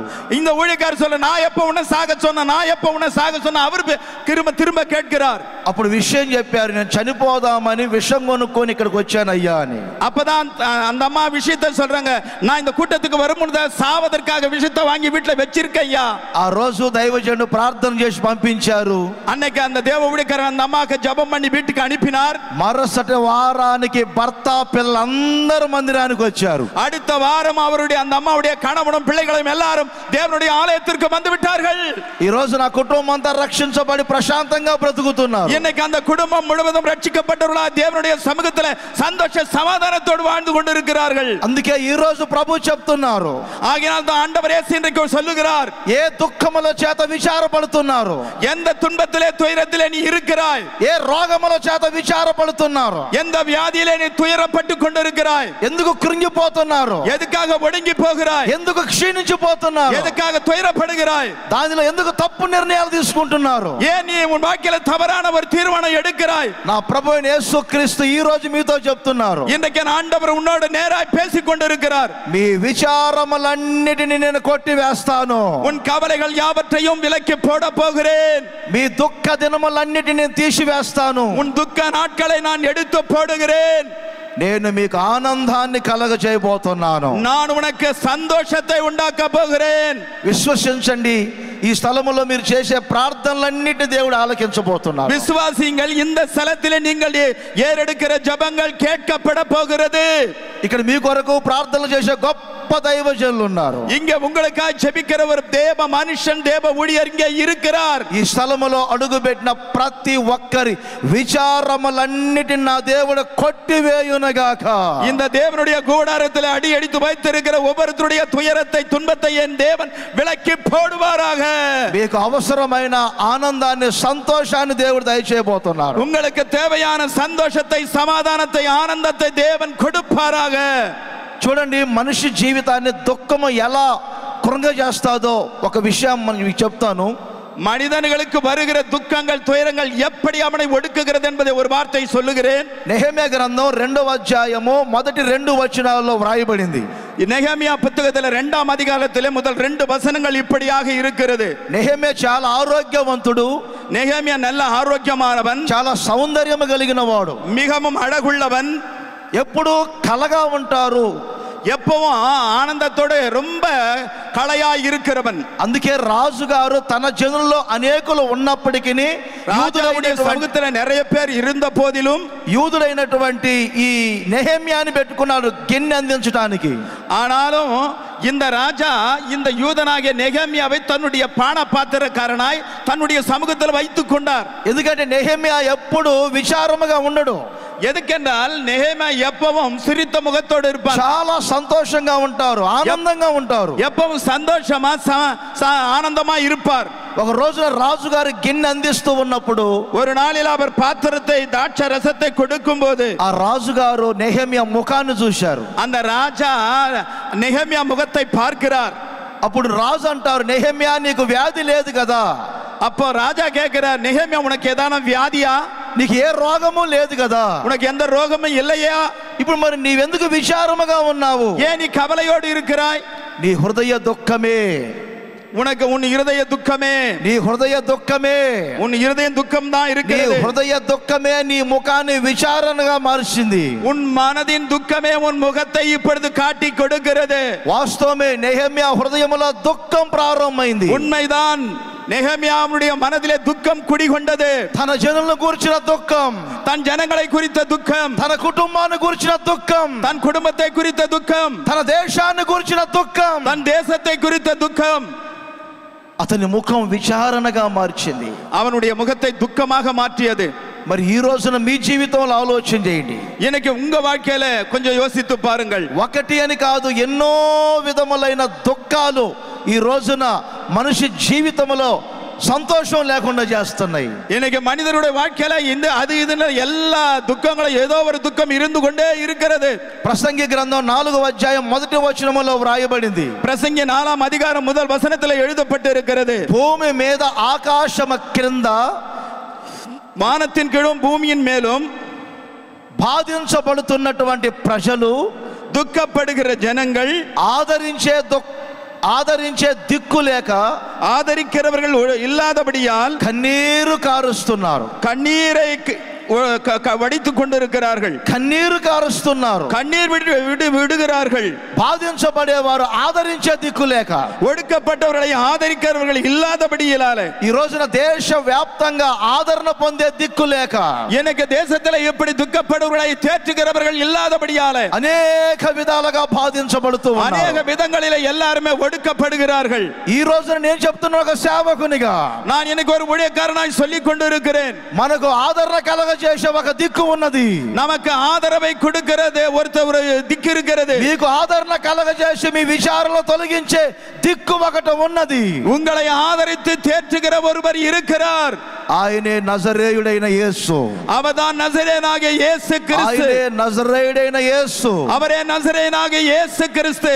మీ దుఃఖానికి కారణమైనటువంటి ఆ విచారములన్నిటిని యేసయ్య కొట్టివేయబోతున్నారు. உன் கவலைக்கு காரணமாய் இருக்கிற எல்லா துன்பத்தையும் துரையத்தையும் ஆண்டவர் விளக்குவார். యేసన్న గారు ఒక మాట చెప్పేవారు. యేసన్న அவர்கள் ஒரு வார்த்தை சொல்லுவார். ఒక తల్లికి ఒక చిన్న బిడ్డ ఉన్నారు. ஒரு தாய்க்கு ஒரு சிறு குழந்தை இருக்கிறது. ఆ బిడ్డను మంచం మీద పరుండు పెట్టి ఎక్కడికో పని మీద వెళ్ళారు. அந்த குழந்தையை கட்டிலே கிடத்தி வைத்து விட்டு அந்த அம்மா வேலையா வெளியே போனாங்க. ఆ బిడ్డ లేచి ఏడుస్తా ఉంది. அந்த தூக்கத்திலிருந்து எழுந்து அந்த குழந்தை அழுகிறது. ఆ రోడ్డును వెళ్ళేవారు వచ్చేవారు ఏ తల్లి కన్నదో ఈ బిడ్డ ఏడుస్తుందని అంటున్నారు, కానీ ఎవరు దగ్గరకు వచ్చి ఆ బిడ్డను ఆదరించలేదు. ஆனா தெருவுல போறவங்க பாருங்க, யார் இந்த குழந்தை பெத்தாங்களோ தெரியல, இந்த குழந்தை அழுதுகிட்டே இருக்குது அப்படின்னு சொல்லிட்டு போறாங்க. யாரும் குழந்தை வந்து தேற்றவில்லை. ఆ త్రోవన వెళ్ళేవారు అందరూ అయ్యో పాపం, ఏ తల్లి కన్నదో అయ్యో పాపం, ఏ తల్లి కన్నదో అంటున్నారు తప్ప ఎవరు ఆమెను ఎత్తుకోలేదు. ఆ పిల్లను ఎవరు ఆ దుఃఖాన్ని మానిపించలేదు. அந்த வழியா போறவங்களா ஐயோ யார் பெத்த குழந்தையோ, யார் பெத்த குழந்தையோ, ஐயோ சோத்திரம், யார் பெற்ற குழந்தையோ சுச்சோன்னு உச்சு கொட்டிக்கிட்டு போறாங்க. ஒருத்தரும் வந்து குழந்தைய ஆதரிக்கல, தேற்றல, அந்த குழந்தைய அழுகை நிறுத்தல. ఆ పిల్ల ఏడుస్తూనే ఉంది. அந்த குழந்தை அழுது கொண்டே இருக்கிறது. కాసేపటి తర్వాత కన్న తల్లి వచ్చారు. கொஞ்ச நேரம் கழித்த பிறகு அந்த பெற்ற தாய் வந்தார்கள். ఆ తల్లి వచ్చి ఆ బిడ్డను చూసి అయ్యో పాపం అనలేదు. அந்த அம்மா வந்து ஐயோ என் குழந்தை அழுது ஐயோ பாவம்னு சொல்லல. ఆ ఏడ్చే బిడ్డను వెంటనే ఎత్తుకొని அந்த దుఃఖాన్ని మానిపించారు. அந்த அழுது கொண்டிருக்கிற குழந்தையை ஓடி போய் எடுத்து தன் மார்பிலே அணைத்து அதை ஆற்றுகிறதும் தேற்றுகிறதுமாய் தாளாட்டினார்கள்.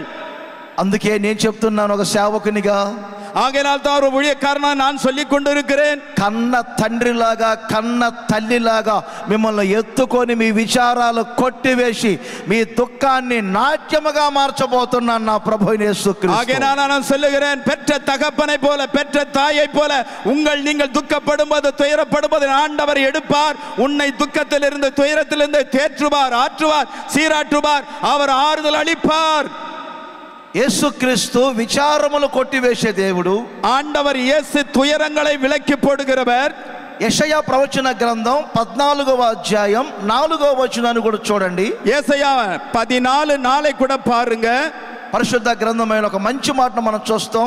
பரிசுத்த வேதத்தில் ஒரு நல்ல வார்த்தை அது பார்ப்போம். 14వ అధ్యాయం 4వ వచనం. 14:4 பார்ப்போம். ఈ చోట వ్రాయబడింది, నీ బాధను నీ ప్రయాసమును, உன்னை ஒடுக்கினவனே. నేను చెప్పిన మాట చెప్పండి మీరు చాలు. నీ బాధను నీ ప్రయాసను, உன் துக்கத்தையும் உன் துயரத்தையும், కఠిన దాస్యమును, உன்னுடைய கடுமையான அடிமைத்தனத்தையும் ఆయన కొట్టివేసి ఉన్నాడు అని వాక్యం చెబుతుంది. அவர் விலக்கி போட்டிருக்கிறார், ஒழித்து போட்டிருக்கிறார் என்று எழுதப்பட்டிருக்கிறது. కఠిన దాస్యమును కొట్టివేసినని వాక్యం చెప్తుంది. கடுமையான அடிமைத்தனத்தை கர்த்தர் எடுத்து போட்டிருக்கிறார், விலக்கி இருக்கிறார் என்று எழுதப்பட்டிருக்கிறது. మరలా చెప్తున్నాను, కఠిన దాస్యమును కొట్టివేసే దేవుడు యేసయ్య. நம் ஆண்டவர் கடுமையான அடிமைத்தனத்தை உடைக்கிற தேவன் நம் ஆண்டவர் இயேசு. ఈ కఠిన దాస్యము అనే మాటకు మరొక అర్థం ఏంటంటే, இந்த கடுமையான அடிமைத்தனத்திற்கு மற்றொரு வார்த்தை என்னவென்றால், అదే యెషయా ప్రవచన గ్రంథం 10వ అధ్యాయం 27వ వచనాన్ని చూడండి. యేసయ్యా 10:27 பாருங்கள். అక్కడ కాడి, బరువైన కాడి క్రింద అనే పదం రాయబడింది. அங்கே நம்ம பார்க்கும்போது மிகவும் உன் கழுத்துல நுகத்தை அசைக்க முடியாத பாரமான நுகம் என்று எழுதப்பட்டிருக்கிறது. అంటే దాస్యం అనే ఒక కాడి, அது ஒரு நுகத்தடி, அது நுகத்தை போல ஒரு கயிறு போல ஒரு நுகம்.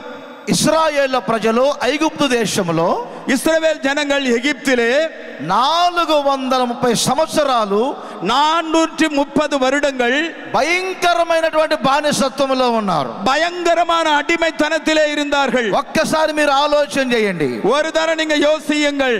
కఠినమైనటువంటి బానిసత్వం, கடுமையான அடிமைத்தனம். ఫరో అనే ఒక చక్రవర్తి వాళ్ళందరి మీద ఒక బరువైన కాడి పెట్టినట్లుగా బానిసత్వంలో పెట్టుకున్నాడు. பார்வோன் என்கிற ஒரு ராஜா அவர்கள் மேல பாரமான நுகத்தை வைத்து அவர்களை அடிமைப்படுத்தி கொடுமைப்படுத்தினான். దేవుని ప్రజలు ఇప్పుడు బానిసత్వంలో ఉన్నారు. இப்ப தேவ ஜனங்களும் கூட இதே போல ஒரு அடிமைத்தனத்திலே இருக்கிறார்கள். వాక్యం చెప్తుంది అది కఠినమైన దాస్యం. கடுமையான அடிமைத்தனம். కఠినమైన దాస్యం, கடுமையான அடிமைத்தனம். ఒక పశువు మెడ మీద కాడి పెట్టినప్పుడు, ஒரு மாட்டின் மேல நுகத்தடியை வைக்கும் போது ఆ కాడి క్రింద ఆ పశువు ఎంత బాధపడుతుందో, அந்த நுகத்தடியின் கீழே அந்த எருது எப்படி கஷ்டப்படுகிறதோ, ఎంత ప్రయాసపడుతుందో, எவ்வளவு பிரயாசப்படுகிறதோ మనకు తెలుసు కదా సహోదరులారా. நமக்கு பார்ப்போம் அல்லவா அந்த காளமாட்டு கலப்பை ஓடும்போது எருதுகளுக்கு. అలాగునే ఇశ్రాయేలు ప్రజలు కఠినమైన దాస్యం క్రింద ఉన్నారు. அதுபோலதான் இஸ்ரவேல் ஜனங்களும் ஆண்டவருடைய அந்த பார்வோ ராஜாவினுடைய நுகத்தடியில கஷ்டப்படுறாங்க. ఒక రోజు కాదు, 2 రోజులు కాదు, 400 సంవత్సరాలకు పైగానే ఉన్నారు. ஒரு நாள் அல்ல, 2 நாள் அல்ல, 430 வருடங்கள் కష్టపడుతున్నారు. కానీ సరిపడా జీతం ఇవ్వట్లేదు. அவர்கள் மிகவும் கஷ்டப்படுகிறார்கள். அவர்கள் உழைப்புக்கேற்ற ஊதியம் சம்பளம் கிடைப்பதில்லை. పోషించబడటానికి కడుపుకి అంత గంజి పోస్తున్నాడు. ஏதோ வாழ்வதற்காக ஒரு வயிற்றுக்கு கஞ்சியை ஊத்திக்கிட்டு இருக்கிறாங்க. ఆ కఠిన బానిసత్వంలో జీవము కలిగిన దేవునికి మొరపెట్టారు. அந்த కడుமையான అడిమతనத்தில் அந்த கஷ்டத்தில் தேவனை நோக்கி முறையிட்டார்கள்.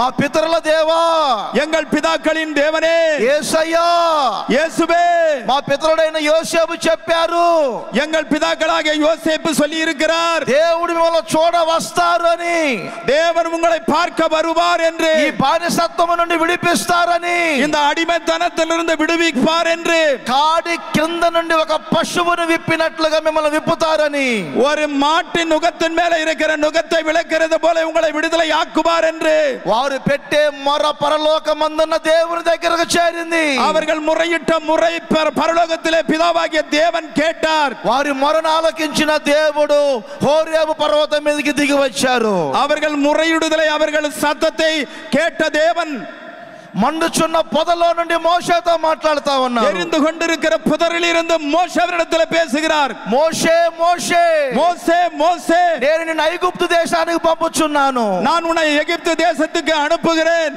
ఐగుప్తు దేశంలో నా ప్రజలు పెట్టే మొర నా దగ్గరకు చేరింది. எகிப்து தேசத்தில் என் ஜனங்கள் முறையிடுகிற சத்தத்தை கேட்டேன். కఠినమైన బానిసత్వములో ఉన్న ప్రజలను, மிகவும் கொடுமையான அடிமைத்தனத்தில் இருக்கிற என் ஜனங்களை ఆ దాస్యం అనే కాడి క్రింద నుండి నేను విడిపించబోతున్నాను. அந்த அடிமைத்தன நுகத்தடியில் இருந்தவர்களை நான் விடுவிக்க போகிறேன். దేవుడు చెప్పినట్లుగానే, தேவன் சொன்னபடியே కఠినమైన దాస్యమును దేవుడు కొట్టివేశారు. கடுமையான அந்த நுகத்தடியை தேவன் விலக்கி போட்டார். ఆ ప్రజలకి కఠినమైన దాస్యం నుంచి బయటకు వచ్చారు. அந்த ஜனங்கள் எல்லாம் கடுமையான அந்த நுகத்தடியில் இருந்து விடுவிக்கப்பட்டார்கள். ఒక్కసారి ఆలోచన చేయండి. ஒரு தரம் யோசித்து பாருங்கள். ఏ మనుషుడు క్రియ చేయలేదు, எந்த மனிதனும் அவர்களை ఏ விடுவிக்கவில்லை, రాజులు కనికరించలేదు. எந்த ராஜாவும் இரக்கம் காட்டல. జీవము కలిగిన దేవుడు, ஜீவமுள்ள தேவன், మాట్లాడే దేవుడు, பேசுகிற தேவன், పలకరించే దేవుడు, உன்னை பேர் சொல்லி அழைக்கிற தேவன், యేసయ్యా అంటే ప్రక్కనే నిలిచే దేవుడు, இயேசுவே என்று நீ கூப்பிடும்போது உன் பக்கத்திலே வந்து நிற்கிற தேவன். ఆయన మాత్రమే వారి మొర విన్నారు. அவர் மாத்திரமே அவர்களுடைய குறைகளை கேட்டார். వారి మీద లక్ష్యం ఉంచారు. அவர்களை கண்ணோக்கி பார்த்தார். వారిని చూశారు. அவர்களை பார்த்தார். వారి కఠిన బానిసత్వమును కొట్టివేశారు. அவர்களுடைய கொடுமையான அடிமைத்தனத்தை கர்த்தர் உடைத்து போட்டார். చప్పట్లు కొట్టి సంతోషంగా ఒకసారి సంతోషమా దేవునికి నామ స్తోత్రం பண்ணுவோம். కఠినమైన బానిసత్వాన్ని కొట్టివేశారు. கொடுமையான அடிமைத்தனத்தை உடைத்து போட்ட தேவன் ఒక పశువు మీద కాడిని తీసివేసినట్లుగా దాస్యములో నుండి బయటకు వచ్చారు ప్రజలు. ஒரு எருதின் மேல் இருந்த நுகத்தடியை விலக்கிறது போல ஜனங்களுடைய அந்த அடிமைத்தனத்தை விலக்கி போட்ட தேவன். ఫరో రాజు వలె ఈ రోజున సాతానుగాడు ఉండి, இன்றைக்கு பார்வோன் ராஜாவை போல பிசாசானவன் நம்மிடத்திலே మీ చేత ఏదో ఒక పాపం చేయించి உன்னிடத்துல ஏதோ ஒரு பாவத்தை செய்ய தூண்டி మీ మీద బరువైన కాడి పెడతాడు. உன் மேல பலமான ஒரு நுகத்தடியை வைக்கிறான். దానికి మీరు దాసులు అవుతారు. அதுக்கு நீங்க அடிமைப்படுகிறீர்கள். అదే దాస్యం అనే కాడి. அதுதான் உன்னை அடிமைப்படுத்துகிற பாவம் என்கிற நுகத்தடி. పౌలు గారు కూడా సంఘాలకు బోధించారు. பவுல் கூட சபைக்கு இப்படியாய் போதிக்கிறார். దాస్యం అనే కాడి క్రింద చిక్కుబడకూడదు అని. நுகத்தடி என்கிற அடிமைத்தனத்திலே சிக்கிக் கொள்ளாதீர்கள். ఒక్కసారి మీరు ఆలోచన చేయండి. ఈ రోజున இன்னைக்கு ஒரு தடவை கொஞ்சம் யோசித்து பாருங்கள். ఏ దాస్యం అనే కాడి క్రింద ఉన్నారు? எந்த அடிமைத்தன பாவத்திலே இருக்கிறீர்கள்? త్రాగుడు అనే కాడి క్రింద ఉన్నారా? குடி என்கிற நுகத்தடியிலே இருக்கிறீர்களா? పేకాట అనే కాడి క్రింద ఉన్నారా? சீட்டாட்டம் என்கிற அடிமைத்தனத்திலே இருக்கிறீர்களா? మత్తు పానీయాలకు గురయ్యారా? போதை பொருட்களுக்கு அடிமையாய் இருக்கிறீர்களா? భయంకరమైన డ్రగ్స్ గురయ్యారా? பயங்கரமான డ్రగ్స్కి అడిమైపட்டு இருக்கிறீர்களா? యవన కాలములో ప్రేమ అనే మత్తులో పడిపోయారా? வாலிப வயதிலே காதல் என்ற அடிமைத்தனத்திலே சிக்கி இருக்கிறீர்களா? చేతుల కష్టార్జితం అంతటిని వ్యర్థమైన వాటి ఖర్చు పెట్టుకుంటున్నారా? உன் உழைப்பின் ஊதியத்தை எல்லாம் கெட்ட பழக்கங்களுக்கு வீணாக்கி கொண்டிருக்கிறாயா? ఈ కాడి క్రింద నుంచి నేను బయటికి రాలేకపోతున్నాను అనుకుంటున్నారా? இந்த பாவ பழக்க அடிமைத்தன நுகத்தடியிலிருந்து என்னால் வெளியே வர முடியல என்று கலங்கி கொண்டிருக்கிறாயா? ఒక్కసారి మీరు ఆలోచన చేయండి. ஒரு தடவை நீங்க யோசித்து பாருங்கள். ఒక ఇంటికి వెళ్తేను, ஒரு வீட்டுக்கு போகும்போது ఒక చిన్న ప్రార్థన చేయమని అడిగితే ఇంటికి వెళ్తున్నాము. ஒரு வீட்டுக்கு போனேன். அந்த வீட்டார் ஒரு சின்ன ஜெபம் பண்ணுங்கய்யா என்றார்கள். అతగాడు యేసు ప్రభు బొమ్మను ఒకటి చేతిలో పట్టుకొని, அந்த மனிதன் கையில ஒரு இயேசுவின் பொம்மையை வைத்துக்கொண்டு అన్ని చినిగిపోయిన బట్టలు వేసుకున్నాడు. கிழிந்து போன ஒரு துணியை போட்டு ட்ரெஸ்ஸை போட்டிருக்காரு. గడ్డమంతా పెంచుకున్నాడు. முகமெல்லாம் தாடி வளர்த்திருக்காரு. పిచ్చి వాళ్ళలాగా ఉన్నాడు. பிச்சைக்காரனை போல இருக்கார். ఒక అడుగు ఇంట్లో పెట్టి ప్రార్థన చేయమన్నారు. அவர் ஐயா என் வீட்டில் ஒரு அடி எடுத்து வச்சு ஜெபம் பண்ணுன்னு கேட்குறாங்க. ఆ ఇంట్లో అడుగు పెడితే ఆ ఇంటి పైన కప్పు లేదు. நான் அந்த வீட்டு உள்ள போய் பார்க்குறேன், மேலே கூரையே இல்லை அந்த வீட்டுக்கு. ఆయనకు 3 పిల్లలు ఉన్నారు. ఒంటి మీద వేసుకోవడానికి సరైన బట్టలు లేవు. அந்த வீட்டில் அவருக்கு 3 பிள்ளைங்க குழந்தைங்க இருக்காங்க. அந்த 3 பேருக்கும் சரியான துணிமணி இல்லை, போட்டுக்க துணியே இல்லை. కానీ చేతిలో ఒక యేసుప్రభు బొమ్మను పెట్టుకొని ఆ బొమ్మని గుమ్మాని పెట్టమంటారా, గోడగా పెట్టమంటారా అంటారు. அந்த இயேசு கிறிஸ்துவனுடைய படத்தை கையில வச்சுக்கிட்டு ஐயா இது செவுத்துல மாட்ட சொல்றீங்களா, வாசல்ல மாட்ட சொல்றீங்களான்னு கேட்டுட்டு இருக்காரு. ఇంటికి పిలిపించుకున్న వ్యక్తి ప్రార్థన చేయించుకోకుండా ఈ బొమ్మల కథ ఏంటా అనిపించింది నాకు. ஊழியக்காரனாகிய எனக்கு வந்த என்னை ஜெபம் பண்ண சொல்லாமன இயேசு படத்தை எங்க மாட்டுறதுன்னு கேட்டுட்டு இருக்கிறியே. గుమ్మాని పెట్టమంటారా లేకపోతే గోడగా పెట్టమంటారా అంటారు. வாசல்ல மாட்ட சொல்றீங்களா, செவுத்துல மாட்ட சொல்றீங்களான்னு கேட்கிறாரு. అక్కడ ఒక ముసలమ్మ ఉంది. அங்க ஒரு கிழவி இருந்தாங்க. పళ్ళు లేవు ఆమెకి. அந்த அம்மாவுக்கு பல்லு இல்லை. ఆమె అంటారు గుమ్మానికే పెట్టరా అంటారు. அந்த கிழவி சொல்றாங்க போய் வாசல்லே மாட்டுற, బయటికి వెళ్ళేటప్పుడు కనపడతాది.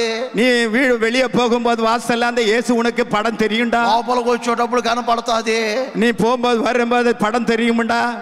ఈ లోపల ఇంకొక ఆయన వచ్చి இதுக்குள்ள இன்னொருத்தர் வந்து అసలు ఈ కొంపలో మీరు ఎందుకు అడుగు పెట్టారు అన్నారు. ஐயா போய் இந்த வீட்டுல ஏன் நீங்க அடி எடுத்து வச்சீங்க, అసలు ఈ ఇంటికి మీరు ఎందుకు వచ్చారు, இந்த வீட்டுக்கு நீங்க ஏன் வந்தீங்க, ప్రార్థన చేయమన్నారని వచ్చాము, ஏதோ ஜபம் பண்ண சொன்னாங்க அதனால வந்தங்க.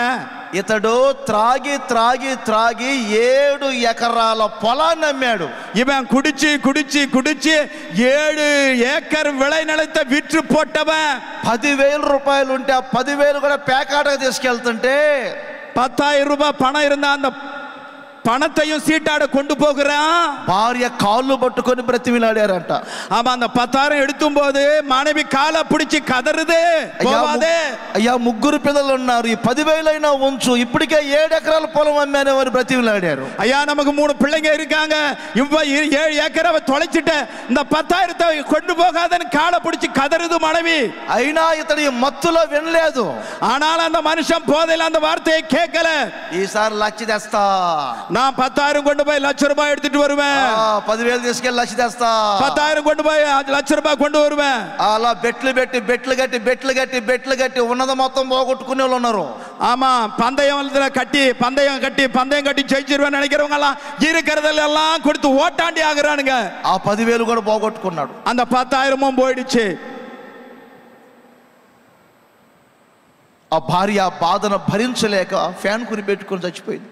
அந்த மனைவி அந்த கொடுமை அந்த கஷ்டத்தை அனுபவிக்க முடியாம ஃபேனுக்கு தூக்கு போட்டு இறந்துச்சு. ఆ ఇంటి ప్రక్కన వాళ్ళు మనిషికి 500 వేసుకొని ఆమెని పాతి పెట్టారు. அந்த அம்மாவை அடக்கம் பண்றதுக்கு காசு இல்லாம அக்கம் பக்கம் ஆளுக்கு 500 ரூபாய் போட்டு அந்த அம்மாவை அடக்கம் செய்தார்கள். తల్లి లేని బాధలో పిల్లలు అనాథులుగా మారారు. தாய் இல்லாத அந்த குழந்தைகள் அனாதைகளைப் போல திரிகிறார்கள். భార్య చచ్చిపోయిన దిగులుతో పిచ్చోల్లాగా తిరుగుతున్నాడు. அந்த மனைவி செத்ததனால அவன் பைத்தியக்காரனை போல சுத்திக்கிட்டு இருக்கிறான். ఒక్కసారి ఆలోచించండి ఈ కన్నీళ్ళ కారణం ఏమిటో. ஒரு தடவை ஆலோசித்து பாருங்கள், இந்த கண்ணீருக்கு இந்த கஷ்டத்துக்கு காரணம் என்ன? పిల్లలు అనాథలుగా కావడానికి కారణం ఏమిటి? இந்த பிள்ளைகள் பசியோடு வாடி தவிக்கிறதுக்கு காரணம் என்ன? ఇతడు ఒక మెంటల్ ఎఫెక్ట్ తో బాధించబడడానికి కారణం ఏమిటి? இவன் பைத்தியம் போல திரிகிறதற்கு காரணம் என்ன?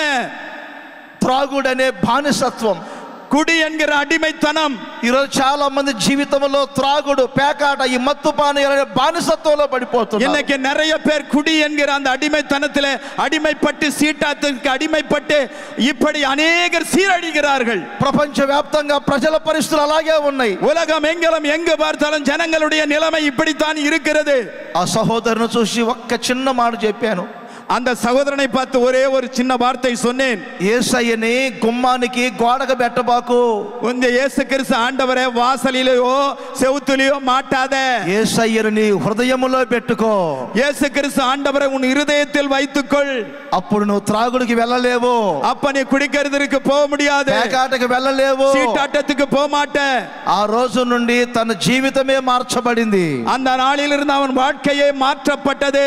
తను మరలా నిలబెట్టుకున్నాడు. పిల్లలు నిలబెట్టగలిగారు. அதன் பிறகு அவன் நிலை நிறுத்தப்பட்டான். தன் பள்ளிகளையும் படிக்க வைத்து நிலை நிறுத்தினான். ప్రియమైన సహోదరులారా, பிரியமான சகோதரர்களே, ఏ బానిసత్వం అనే కాడి కింద ఉన్నారు? எனக்கு நீங்கள் எந்த அடிமைத்தனத்துல நுகத்தடியில இருக்கீங்க? ఎట్టి దుర్గుణాల మధ్యలో ఉన్నారు? எந்த துர்குணத்துல அடிமைப்பட்டு இருக்கிறீங்க? ఎంతటి భారమైన పాపమైనా సరే, எப்படிப்பட்ட பாவ பாரமானாலும் சரி, వాటన్నిటిని నా దేవుడు కొట్టివేయబోతున్నారు. அவ எல்லாவற்றையும் தேவன் உடைத்து போட போகிறார். నీ కఠిన బానిసత్వాన్ని కొట్టివేసే దేవుడు యేసు. உம்முடைய கொடுமையான அடிமைத்தனத்தை உடைக்க வல்லவரேனே. ఇశ్రాయేల్ ప్రజల గురించి లేవియాకాండం 26వ అధ్యాయం 13వ వచనములో వ్రాయబడింది. லேவியராகமம் 26:13 இஸ்ரவேல் ஜனங்களை குறித்து எழுதப்பட்டு இருக்கிறது. అక్కడ వ్రాయబడిన చక్కని మాట మీరు గమనించండి. அங்க எழுதப்பட்ட அந்த அருமை வார்த்தை கவனியுங்கள். మీరు ఐగుప్తీయులకు బానిసల కాకుండానట్లు, நீங்கள் எகிப்தியர்களுக்கு அடிமை ஆகாதபடிக்கு ఐగుప్తు దేశములో నుండి నేను మిమ్మల్ని రప్పించి తిని, எகிப்திலிருந்து உங்களை நான் அழைத்து கொண்டு வந்தேன். ఆ కాడి యొక్క త్రాళ్లను నేను తెంపి, அந்த நுகத்தடிகளை நான் உடைத்து, నేను మిమ్మల్ని నిలువుగా నడవజేసి తిని, உங்களை நான் நேரடியாய் நடத்தி கொண்டு வந்தேன். గమనిస్తున్నారా? కాడి తీసివేసినప్పుడు నిలువుగా నడుస్తారట. நாம எப்பவுமே நல்லா கவனிங்க. நுகத்தடியை உடைக்கும் போது నిలువుగా நடந்தவன் நிமிர்ந்து நடக்கிற வழியை கர்த்தர் காண்பிக்கிறார். నిలువుగా నడవటం అంటే ఏమిటి? நிமிர்ந்து நடப்பது என்றால் என்ன? అంత ముందే అడ్డంగా నడిచారా? அதுக்கு முன்னே நான் குறுக்க நடந்தாங்களா? కాడి పెట్టినప్పుడు నడు వంగిపోతా ఉంటది. ஒருத்தர் மேல நுகத்தடியை வையும் போது இடுப்பு தானா குனிகிறது. 18 సంవత్సరాల నుంచి ఒక ఆమె సమాజ మందిరంలో ఉన్నారు కదా. 18 வருஷம் ஒரு அம்மா ஆண்டவருடைய ஆலயத்திலே கூனியா இருந்தார்கள் அல்லவா? సాతాను కట్లు చేత బాధించబడ్డారు. சாத்தானுடைய கட்டுகளிலே கட்டப்பட்டவர்கள். ఆమె ఎంత మాత్రం తల పైకి ఎత్తుకోలేరు. அந்த அம்மா எந்த அளவு தலை நிமிர கூடாதபடிக்கு నిలువుగా నడవటం అంటే గౌరవప్రదముగా బ్రతకాలి మనిషి. நிமிர்ந்து நடப்பது, நிமிர்ந்து வாழ்வது என்றால் கௌரவமா மரியாதையாய் வாழ்வது. మనిషి తల పైకి ఎత్తుకొని గౌరవప్రదముగా బ్రతకాలి. தலை நிமிர்த்து தலையை தூக்கி கௌரவமாய் வாழ்வது. ఈ గౌరవముగా ఉండకపోవడానికి కారణం ఏమిటంటే ఇదే బానిసత్వం. இவன் கௌரவமாய் வாழ முடியாமல் போனதற்கு காரணம் இவனுடைய அடிமைத்தனம். నా దేవుడు చెప్తున్నారు, என் தேவன் சொல்லிக் கொண்டிருக்கிறார், మీరు నిలువుగా నడవకుండా చేస్తున్న ఆ కాడి త్రాళ్ళను తెంపబోతున్నారు. நீங்கள் நிமிர்ந்து நின்று வாழாதபடிக்கு செய்கிற நுகத்தடியை మీరు తల పైకి ఎత్తుకొని గౌరవప్రదముగా బ్రతకబోతున్నారు. அந்த நுகத்தடியை உடைத்து தேவன் உங்களை தலை நிமிரச் செய்து வாழ செய்ய போகிறார். ఆ సమాజ మందిరములో ఆ సహోదరిని చూసిన దేవుడు, அந்த தேவனுடைய ஆலயத்திலே அந்த சகோதரியை பார்த்த தேவன் ఆమెను దగ్గరకు రమ్మని పిలిచి, அந்த கூனி குறுகின அந்த சகோதரியை அழைத்து ఆయన ఆమె మీద చేతులుంచి அந்த கூனி குறுகின அந்த அம்மா மேல கைகளை வைத்து అమ్మా నీ బలహీనత నుంచి నీ విడుదల పొందావని చెప్పిన వెంటనే ஸ்ரீயே உன்னுடைய இந்த அடிமைத்தனத்திலிருந்து நீ விடுவிக்கப்படுகிறாய் என்று சொன்னவுடனே సాతాను కట్టిన త్రాళ్ళు కట్లని తెంపబడినవి. அந்த சாத்தான் கட்டின அந்த கட்டுகள் கட்டவிழ்க்கப்பட்டது. ఆమె తలపైకెత్తుకొని సంతోషిస్తూ గంతులు వేస్తూ నాట్యమాడుతూ దేవుని మహిమపరుస్తా ఉన్నారు. அந்த கூனி குறுகின அந்த ஸ்திரீ அந்த கட்டுகள் அவிழ்க்கப்பட்ட பிறகு சந்தோஷமாக துள்ளி குதித்து ஆண்டவரை துதித்து பாடி சந்தோஷமாய் தலை நிமிர்ந்து நடந்து சென்றார்கள். ఈ రోజున ప్రభు చెప్తున్నారు, இன்றைக்கு ஆண்டவர் சொல்லிக் கொண்டிருக்கிறார், మిమ్మల్ని సాతాను కట్టిన త్రాళ్ళు తెంపబడతాయి. இன்னைக்கு பிசாசு உங்களை கட்டி இருக்கிற கட்டுகள் அவிழ்க்கப்பட போகிறது. సంఖ్యలు తెంపబడతాయి. உங்கள் சங்கிலிகள் அறுக்கப்பட போகிறது. మీరు తలపైకి ఎత్తుకోబోతున్నారు. நீங்கள் தலை நிமிர போகிறீர்கள். మీరు గౌరవముగా బ్రతకబోతున్నారు. நீங்கள் கௌரவமாய் வாழ போகிறீர்கள். సాతాను కట్టిన కట్లు తెంపబడునుగాక. சாத்தானுடைய கட்டுகள் கட்டவிழ்க்கப்படுவதாக. చెరలో నుండి విడుదల కలుగునుగాక. சிறையிருப்பிலிருந்து விடுதலையாக்கப்படுவீர்களாக. కఠిన దాస్యమును కొట్టివేసే దేవుడు యేసయ్య. கொடுமையான அடிமைத்தனத்தை உடைக்கிற தேவன் இயேசு. హోషయ ప్రవచన గ్రంథం ఉంటుంది, ஓசியா புத்தகத்தில் இருக்கிறது. 11వ అధ్యాయములో 4వ వచనం. 11:4 இருக்கிறது. ఒకడు పశువు మీద కాడిని తీసివేసి ஒருவன் மாட்டின் மேல் இருக்கிற நுகத்தை விலக்கி వాటి ఎదుట భోజనం పెట్టినట్లుగా அவர்களுக்கு முன்பாக ஒரு ஆகாரத்தை வைத்தது போல, అంటే ఒక పశువు మీద కాడి తీసివేసి దాన్ని మూతి పెట్టిన చిక్కాన్ని తీసివేసి మేత వేసినట్లుగా, அத போல மாடுகள் போர் அடிக்கும் போது மாட்டினுடைய வாயை கட்டி வைத்திருப்பார்கள். அந்த நுகத்தடியை விளக்கின பிறகு அந்த ஆகாரத்தை சாப்பிடும்படியாய் கட்டப்பட்ட கட்டுகளை கட்டவிழ்க்கிறது போல మీ కాడిని తీసివేసి మీ ఎదుట నేను భోజనం పెట్టేదను అంటాడు. உன்னுடைய நுகத்தடியை உடைத்து உன் முன்பாக நல்ல ஆகாரத்தை வைத்திருக்கிறேன். కాడి తొలగిపోయినప్పుడే ఒక విశ్రమం కలుగుతాది. அந்த நுகத்தடி விளக்கும் போதுதான் ஒரு விஷயம் நடக்கிறது. విశ్వసించండి, నా దేవుడు కఠిన బానిసత్వాన్ని కొట్టివేసి మీకు ఒక విశ్రమ జీవితాన్ని దయచేయబోతున్నారు. விசுவாசியுங்கள், என் தேவன் உங்கள் நுகத்தடிகளை உடைத்து உங்களுக்கு இளைப்பாறுதலான ஒரு வாழ்க்கையை கொடுக்க போகிறார். విశ్వసించిన వారందరూ ఒక్కసారి చేతులు ఊపుతూ చెప్పండి గట్టిగా హల్లెలూయా. இந்த வார்த்தைகளை விசுவாசிக்கிறவர்கள் கரங்களை அசைத்து ஒரு சத்தமா ஒரு ஸ்தோத்திரம் ஹல்லேலூயா சொல்லுங்க. బిగ్గరగా బిగ్గరగా బిగ్గరగా சத்தமா ఇంకా ఇంకా శబ్దం రావాలి. சத்தமா இன்னும் சத்தமா అలా చేతులు ఊపుతూ கைகளை அசைத்த வண்ணமாக అందరూ எல்லாரும் విచారములు కొట్టివేసే దేవుడు, உன் துயரத்தை உடைத்து போடுகிற தேவன், కఠిన దాస్యమును కొట్టివేసే దేవుడు, கொடுமையான அடிமைத்தனத்தை உடைக்கிற தேவன். జెఫన్యా పుస్తకము 3వ అధ్యాయము 15వ వచనాన్ని చూడండి. செபனியா புத்தகம் 3ஆம் அதிகாரம் 15ஆம் வசனத்தை பாருங்கள். అక్కడ ఒక మంచి మాట వ్రాయబడింది. அங்க ஒரு நல்ல வார்த்தை எழுதப்பட்டு இருக்கிறது. జెఫన్యా పుస్తకం 3:15వ వచనం. செபனியா 3:15. తాను విధించినటువంటి శిక్షను యెహోవా కొట్టివేసి ఉన్నాడు అని వ్రాయబడింది. தான் விதித்த தண்டனையை தேவன் விலக்கி இருக்கிறார் என்று எழுதப்பட்டிருக்கிறது. మరోసారి చెప్పండి, తాను విధించినటువంటి శిక్షను యేసయ్య కొట్టివేసి ఉన్నాడు. அவன் விதித்த அந்த தண்டனையை இயேசு உடைத்து விலக்கி இருக்கிறார். యేసయ్య శిక్షను కొట్టివేసే దేవుడు. தேவன் தண்டனையை விலக்குகிற தேவன். యేసయ్య శిక్షను కొట్టివేసే దేవుడు. இயேசு கிறிஸ்து தண்டனையிலிருந்து உடைத்து விடுதலையாக்குகிற தேவன். రకరకాల శిక్షలు ఉన్నాయి, రకరకமான தண்டனைகள் இருக்கிறது. అయితే మరణ శిక్ష ఒకటి ఉంది. மரண தண்டனை கூட ஒன்று இருக்கிறது. చాలా జాగ్రత్తగా వినండి, ரொம்ப ஜாக்கிரதையா கேட்கணும். మరణ శిక్ష ఒకటి ఉన్నది. மரண தண்டனை ஒன்று இருக்கிறது. సాతాను ఏదో ఒక తప్పు చేయిస్తాడు. சாத்தானாகப்பட்ட பிசாசு ஏதோ ஒரு தவறு செய்ய வைக்கிறான். పాపం చేయమని ప్రోత్సాహపరుస్తాడు. பாவம் செய்யும்படி அவன் ஏவுகிறான். ఆ పాపము వలన వచ్చే జీతం మరణం. அந்த பாவத்தினால் வருகிற சம்பளம் மரணம். ఆ మరణ శిక్షను విధిస్తాడు. அந்த மரண ஆக்கினையை உண்டாக்குகிறான். మరణ శాసనం వ్రాయబడి ఉంటది.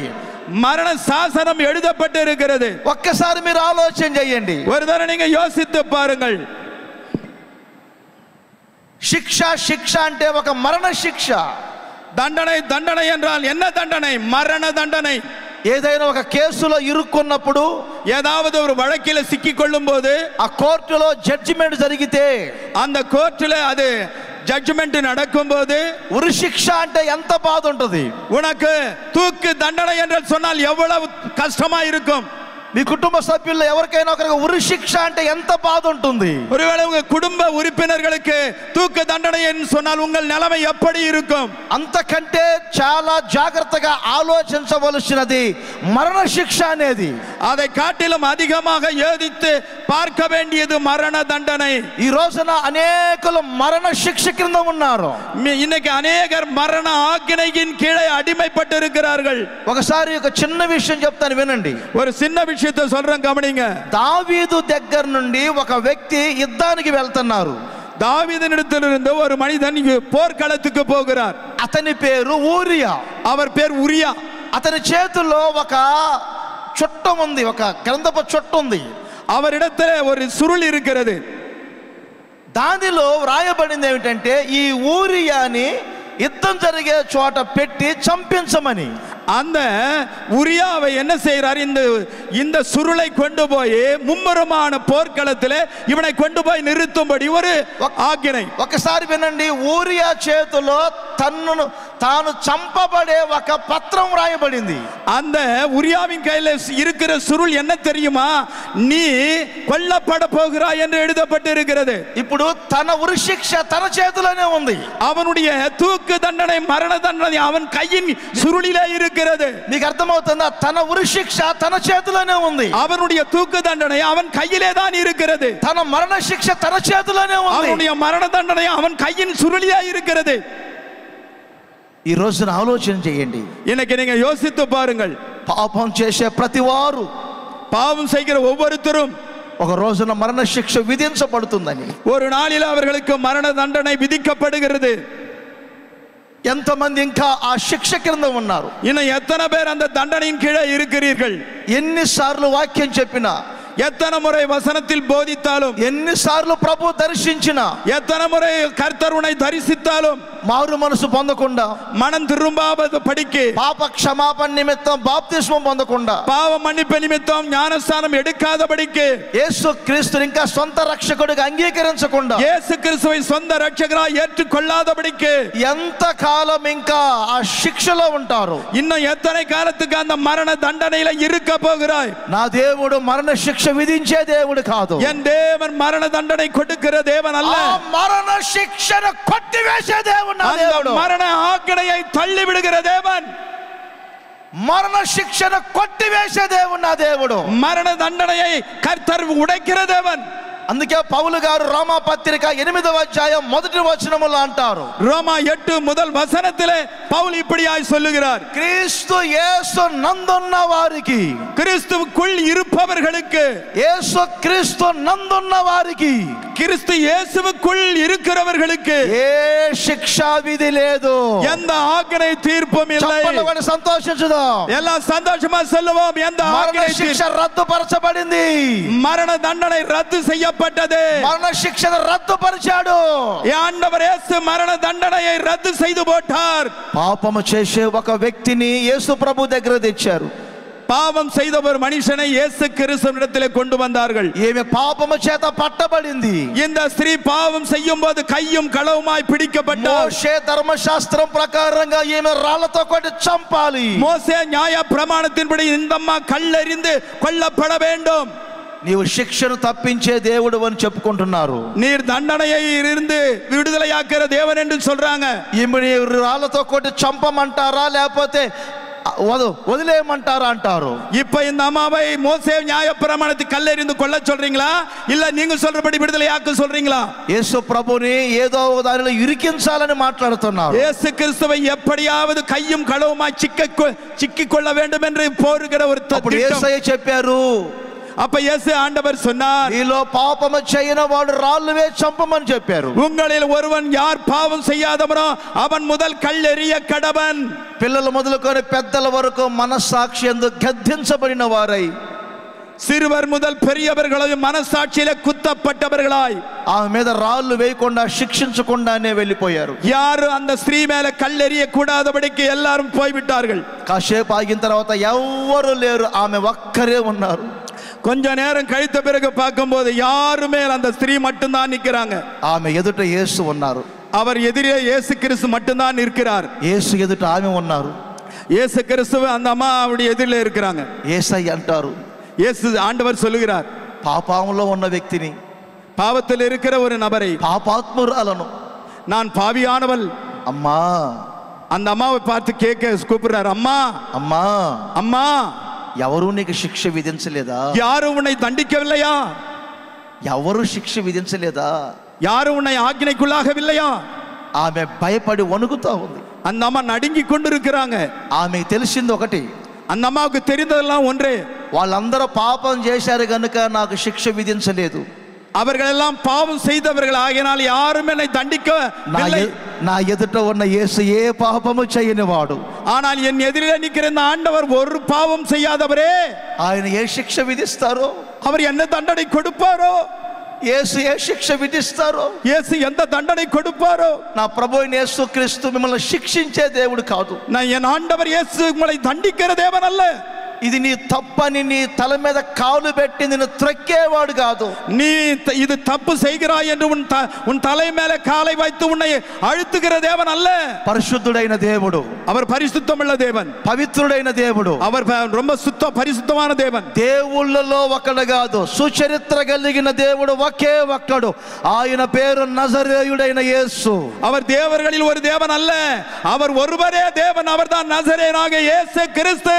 చేతులెత్తి దండం పెట్టగలిగిన వాడు, கையெடுத்து கும்பிடத்தக்க தேவன், కామ క్రోధ లోభ మోహ మదమత్సర్యాలు లేనివాడు, காம குரோத மதம் ஆச்சரியங்களுக்கு அப்பாற்பட்டவர், దేవుడుటకు యోగ్యుడు, అర్హుడు, పరిశుద్ధుడు, தேவன் என்று சொல்லப்படுகிறது யோగ్యயும் அருகதையும் உடையவர் அவர் ஒருவரே. ఈ లోకానికి సశరీరుడిగా వచ్చి సిలువ వేయబడి గాయపరచబడి రక్తం కార్చి ప్రాణం పెట్టారు యేసయ్య. இந்த உலகத்திற்கு மாம்சதாரியாக மாம்சத்தில் வெளிப்பட்டார், பாவத்தை சுமந்தார், ரத்தம் சிந்தினார், மரித்தார், மரணத்தின் தண்டனையை உடைத்தார். యేసయ్య సిలువలో వేలాడుతూ ఉన్నప్పుడు, இயேசு கிறிஸ்து சிலுவையில் தொங்கிய போது ప్రజల మీద విరోధముగా రుణముగా ఉన్నటువంటి ఆ మరణ శాసనాన్ని, ஜனங்கள் மேல வந்த அந்த மரண ஆக்கினியை యేసుక్రీస్తు సిలువ వేయబడి గాయపరచబడి రక్తం కార్చి ప్రాణం పెట్టినప్పుడే, இயேசு கிறிஸ்து அந்த சிலுவையினாலே அடிக்கப்பட்டு காயப்பட்டு ரத்தம் சிந்தி மரணத்துக்கு நேராய் கொண்டு போகிற போது వాక్యం అంటుంది, வசனம் சொல்லுகிறது, మనకు విరోధముగా, நமக்கு விரோதமாக, మన మీద రుణముగా ఉన్న நம்ம மேல் கடமாய் இருக்கிற ఆ మరణ శాసనాన్ని, அந்த மரண சாசனத்தை, మరణపు శాసనపు వ్రాతను, அந்த மரண சாசனம் என்கிற எழுத்தை యేసయ్య చేతితో తుడిచివేశాడు. இயேசு கிறிஸ்து கையினால் அதை துடைத்து போட்டார், அழித்து போட்டார். మరణ శాసన రద్దుపరిచిన దేవుడు నా దేవుడు, மரண ஆக்கினையை ரத்து செய்த தேவன் என் தேவன். అందుకే యేసయ్య అంటారు, அதுக்கு தான் இயேசு கிறிஸ்து சொல்லுகிறார், నేనును నీకు శిక్ష విధించను, நானும் உன்னை தண்டிப்பதில்லை, நானும் உன்னை ஆக்கினைக்குள்ளாவதில்லை, నేనును నీకు శిక్ష విధించిన తల్లి, நான் உனக்கு நான் தண்டனை விதிப்பதில்லை, ఇక పాపం చేయబాకు, இனி நீ பாவம் செய்யாதே. మరణ శిక్షను కొట్టివేసే దేవుడు నా దేవుడు, மரண ஆக்கினையை உடைத்து போடுகிற தேவன் என் தேவன். ఈరోజు ప్రపంచమంతటి ప్రజల్లో అనేకులు మరణ శిక్షకు గురవుతున్నారు. இன்னைக்கு உலகத்துல எல்லாரும் இந்த மரண ஆக்கினையில தான் இருக்கிறார்கள். వారి చేతుల్లోనే వ్రాయబడింది వారికి మరణ శాసనం. அவர்கள் செய்கிற பாவங்களை அவர்கள் கையிலே மரணத்தை மரண ஆக்கினையோடு சுற்றி கொண்டு இருக்கிறார்கள். ఈ స్థలములో అడుగుపెట్టిన ప్రతి ఒక్కరి మరణ శిక్ష నా దేవుడు కొట్టివేయునగాక.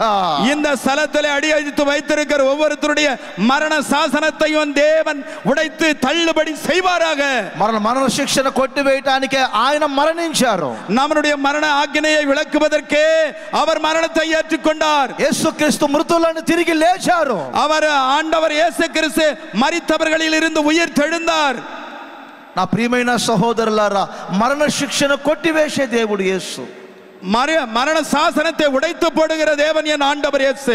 అందుకే మారు మనసు పొందండి, ஆகையால் மனம் திரும்புங்கள், బాప్తిస్మం పొందండి, ஞானஸ்தானம் எடுங்கள், యేసును సొంత రక్షకుడిగా అంగీకరించండి. இயேசு கிறிஸ்துவை சொந்த இரட்சகராய் ஏற்றுக்கொள்ளுங்கள். క్రీస్తు యేసులో బాప్తిస్వం పొందిన వారికి ఏ శిక్ష విధి లేదని వాక్యం చెప్తుంది. கிறிஸ்து இயேசுவுக்குள் ஞானஸ்நானம் எடுத்தவர்கள் எத்தனை பேர் அத்தனை பேர்களின் மரண தண்டனை அகற்றப்பட்டது. ఒక చిన్న మాట చదివి ప్రార్థన చేసుకుందాం.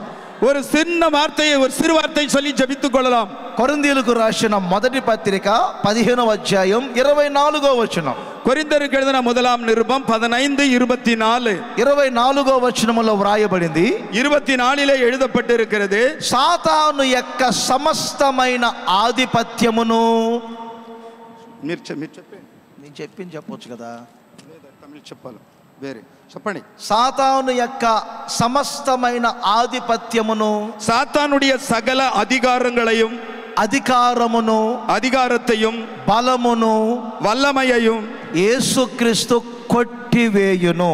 இயேசு கிறிஸ்து பரிகரித்திருக்கிறார். ఆ వాక్యములో వ్రాయబడింది ఒకసారి చూడండి. அந்த வசனத்தில் எழுதப்பட்டிருக்கிறதை பாருங்கள். సమస్తమైన ఆధిపత్యము, சகல விதமான துரைத்தனங்களையும், అధికారము, அதிகாரத்தையும், బలము, வல்லமையையும். ఈ లోకములో సాతాను ఆధిపత్యం చేస్తూ ఉంటాడు. இந்த உலகத்திலே சாத்தான் துரைத்தனம் பண்ணுகிறான். సాతాను అధికారం చూపిస్తూ ఉంటాడు. சாத்தான் அதிகாரம் செய்து கொண்டிருக்கிறான். సాతాను బలాన్ని చూపిస్తూ ఉంటాడు. சாத்தான் தன்னுடைய வல்லமையை காண்பித்துக் கொண்டிருக்கிறான். గమనించండి అందరూ, எல்லாரும் கவனியுங்கள். ఈ లోక అధికారి అని వ్రాయబడింది. இந்த உலகத்தின் அதிபதி என்று எழுதப்பட்டிருக்கிறது. సాతాను గారు ఎంతమంది తెలుసు? சாத்தானை எத்தனை பேருக்கு தெரியும்?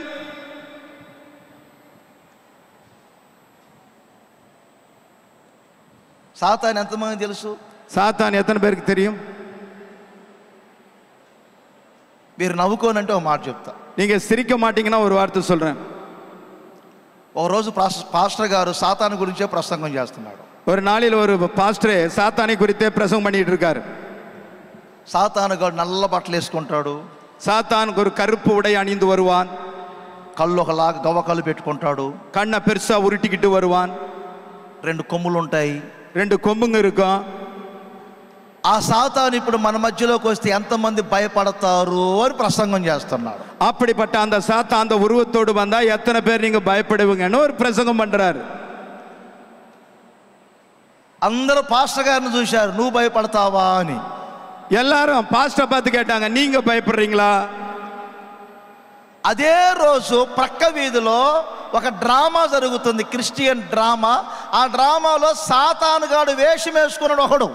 அந்த அவர் சொல்லி அந்த பக்கத்து தெருவில் அன்னைக்கு ஒரு டிராமா போடுறாங்க. அந்த டிராமாவில் சாத்தானுடைய வேஷம் போட்டோம்னா இவர் சொன்னபடியாக வேஷம் போட்டுக்கிட்டு நிற்கிறான்.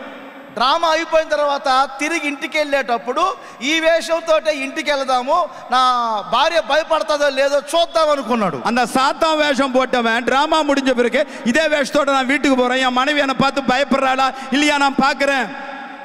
వాడికి ఒక డౌట్ వచ్చింది, அவனுக்கு ஒரு சந்தேகம் வந்தது.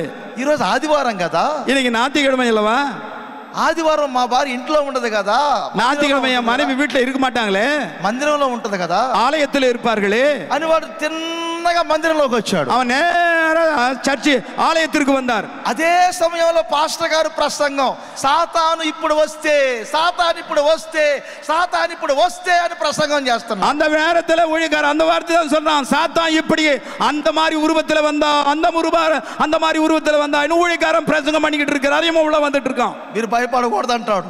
இவர் நீங்க பயப்படக்கூடாது, அவன் வந்தா నిలబడాలి నిలబడాలి అంటాడు. நீங்க நிக்கணும் நிக்கணும் நிக்கணும்ங்கறாரு.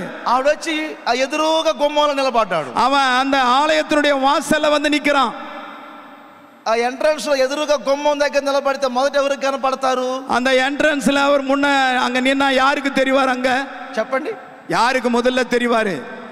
ముందు పాస్టర్ గారికి కనపడతాడు. வாசல்ல நின்னா முதல்ல எதிர்ந்து பிரசங்கம் பண்ற பாஸ்டருக்கு தான் தெரிவார். గుమ్మంలో నిలబడగానే పాస్టర్ గారు చూసి அந்த வாசல்ல நிக்கிற அந்த சாத்தான் வேஷத்துல இருக்கிற மனுஷனை பார்த்து, ఒరే సాతానుగా అనవసరంగా నీ గురించి చెప్తున్నాను, ஏ சாத்தானே அனாவசியமா உன்னை குறித்து நான் பிரசங்கம் பண்ணிட்டேன்ப்பா, నిన్ను తలంచుకోగానే వచ్చి నిలబడ్డావురా, நான் உன்னை குறித்து சொன்ன உடனே நான் உன்னை நினைச்ச உடனே வந்து நிக்கிறியாப்பா, బ్రతికుంటే బలుసాగు తిని బ్రతుకుతాను సంగమా, ஓ நாம் உயிரோடு இருந்தா எதையாவது சாப்பிட்டு உயிர் பிழைப்பேன் சபையே.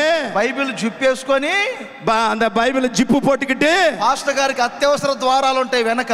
அந்த பாஸ்டருக்கு உள்ள வெளியே போறதுக்கு தனியா ஒரு அவசர கதவு இருக்கும். తిన్నగా పారిపోయాడు. அதை பார்த்த உடனே நேரா ஓடி போயிட்டார். కూర్చున్న వాళ్ళందరూ உட்காந்துட்டு இருந்தவங்க எல்லாம் అటు చూసే వెళ్ళాడు. ఎందుకు? அந்த எதிரில யாரையோ பார்த்து ஏன் பாஸ்டர் ஓடினாரு? అటు చూసే వెళ్ళాడు ఎందుకని? அந்த பக்கமே பார்த்து ஏன் ஓடினாரு? అందరు తిరిగి చూశారు. இப்ப எல்லாரும் அந்த பக்கம் திரும்பி பார்க்கறாங்க. కట్ట దిగిన చెరువులాగా.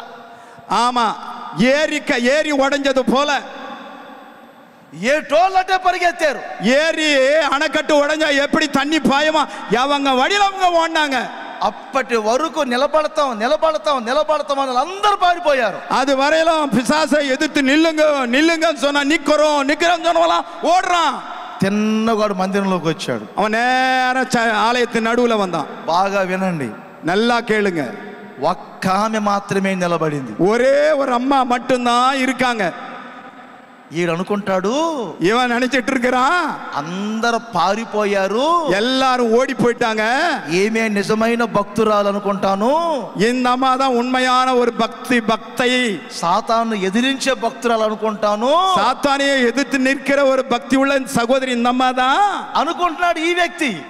அப்படி நினைச்சிட்டு இருக்கான் அந்த பிசாசு வேஷத்துல வந்தவன். కాసేపు ఆగిన తర్వాత கொஞ்ச நேரம் ஆன பிறகு ఆ సహోదరి, அந்த சகோதரி, వందనాలు సాతాను గారు అన్నది. அந்த அம்மா சோத்திரம் சாத்தானே நாங்க.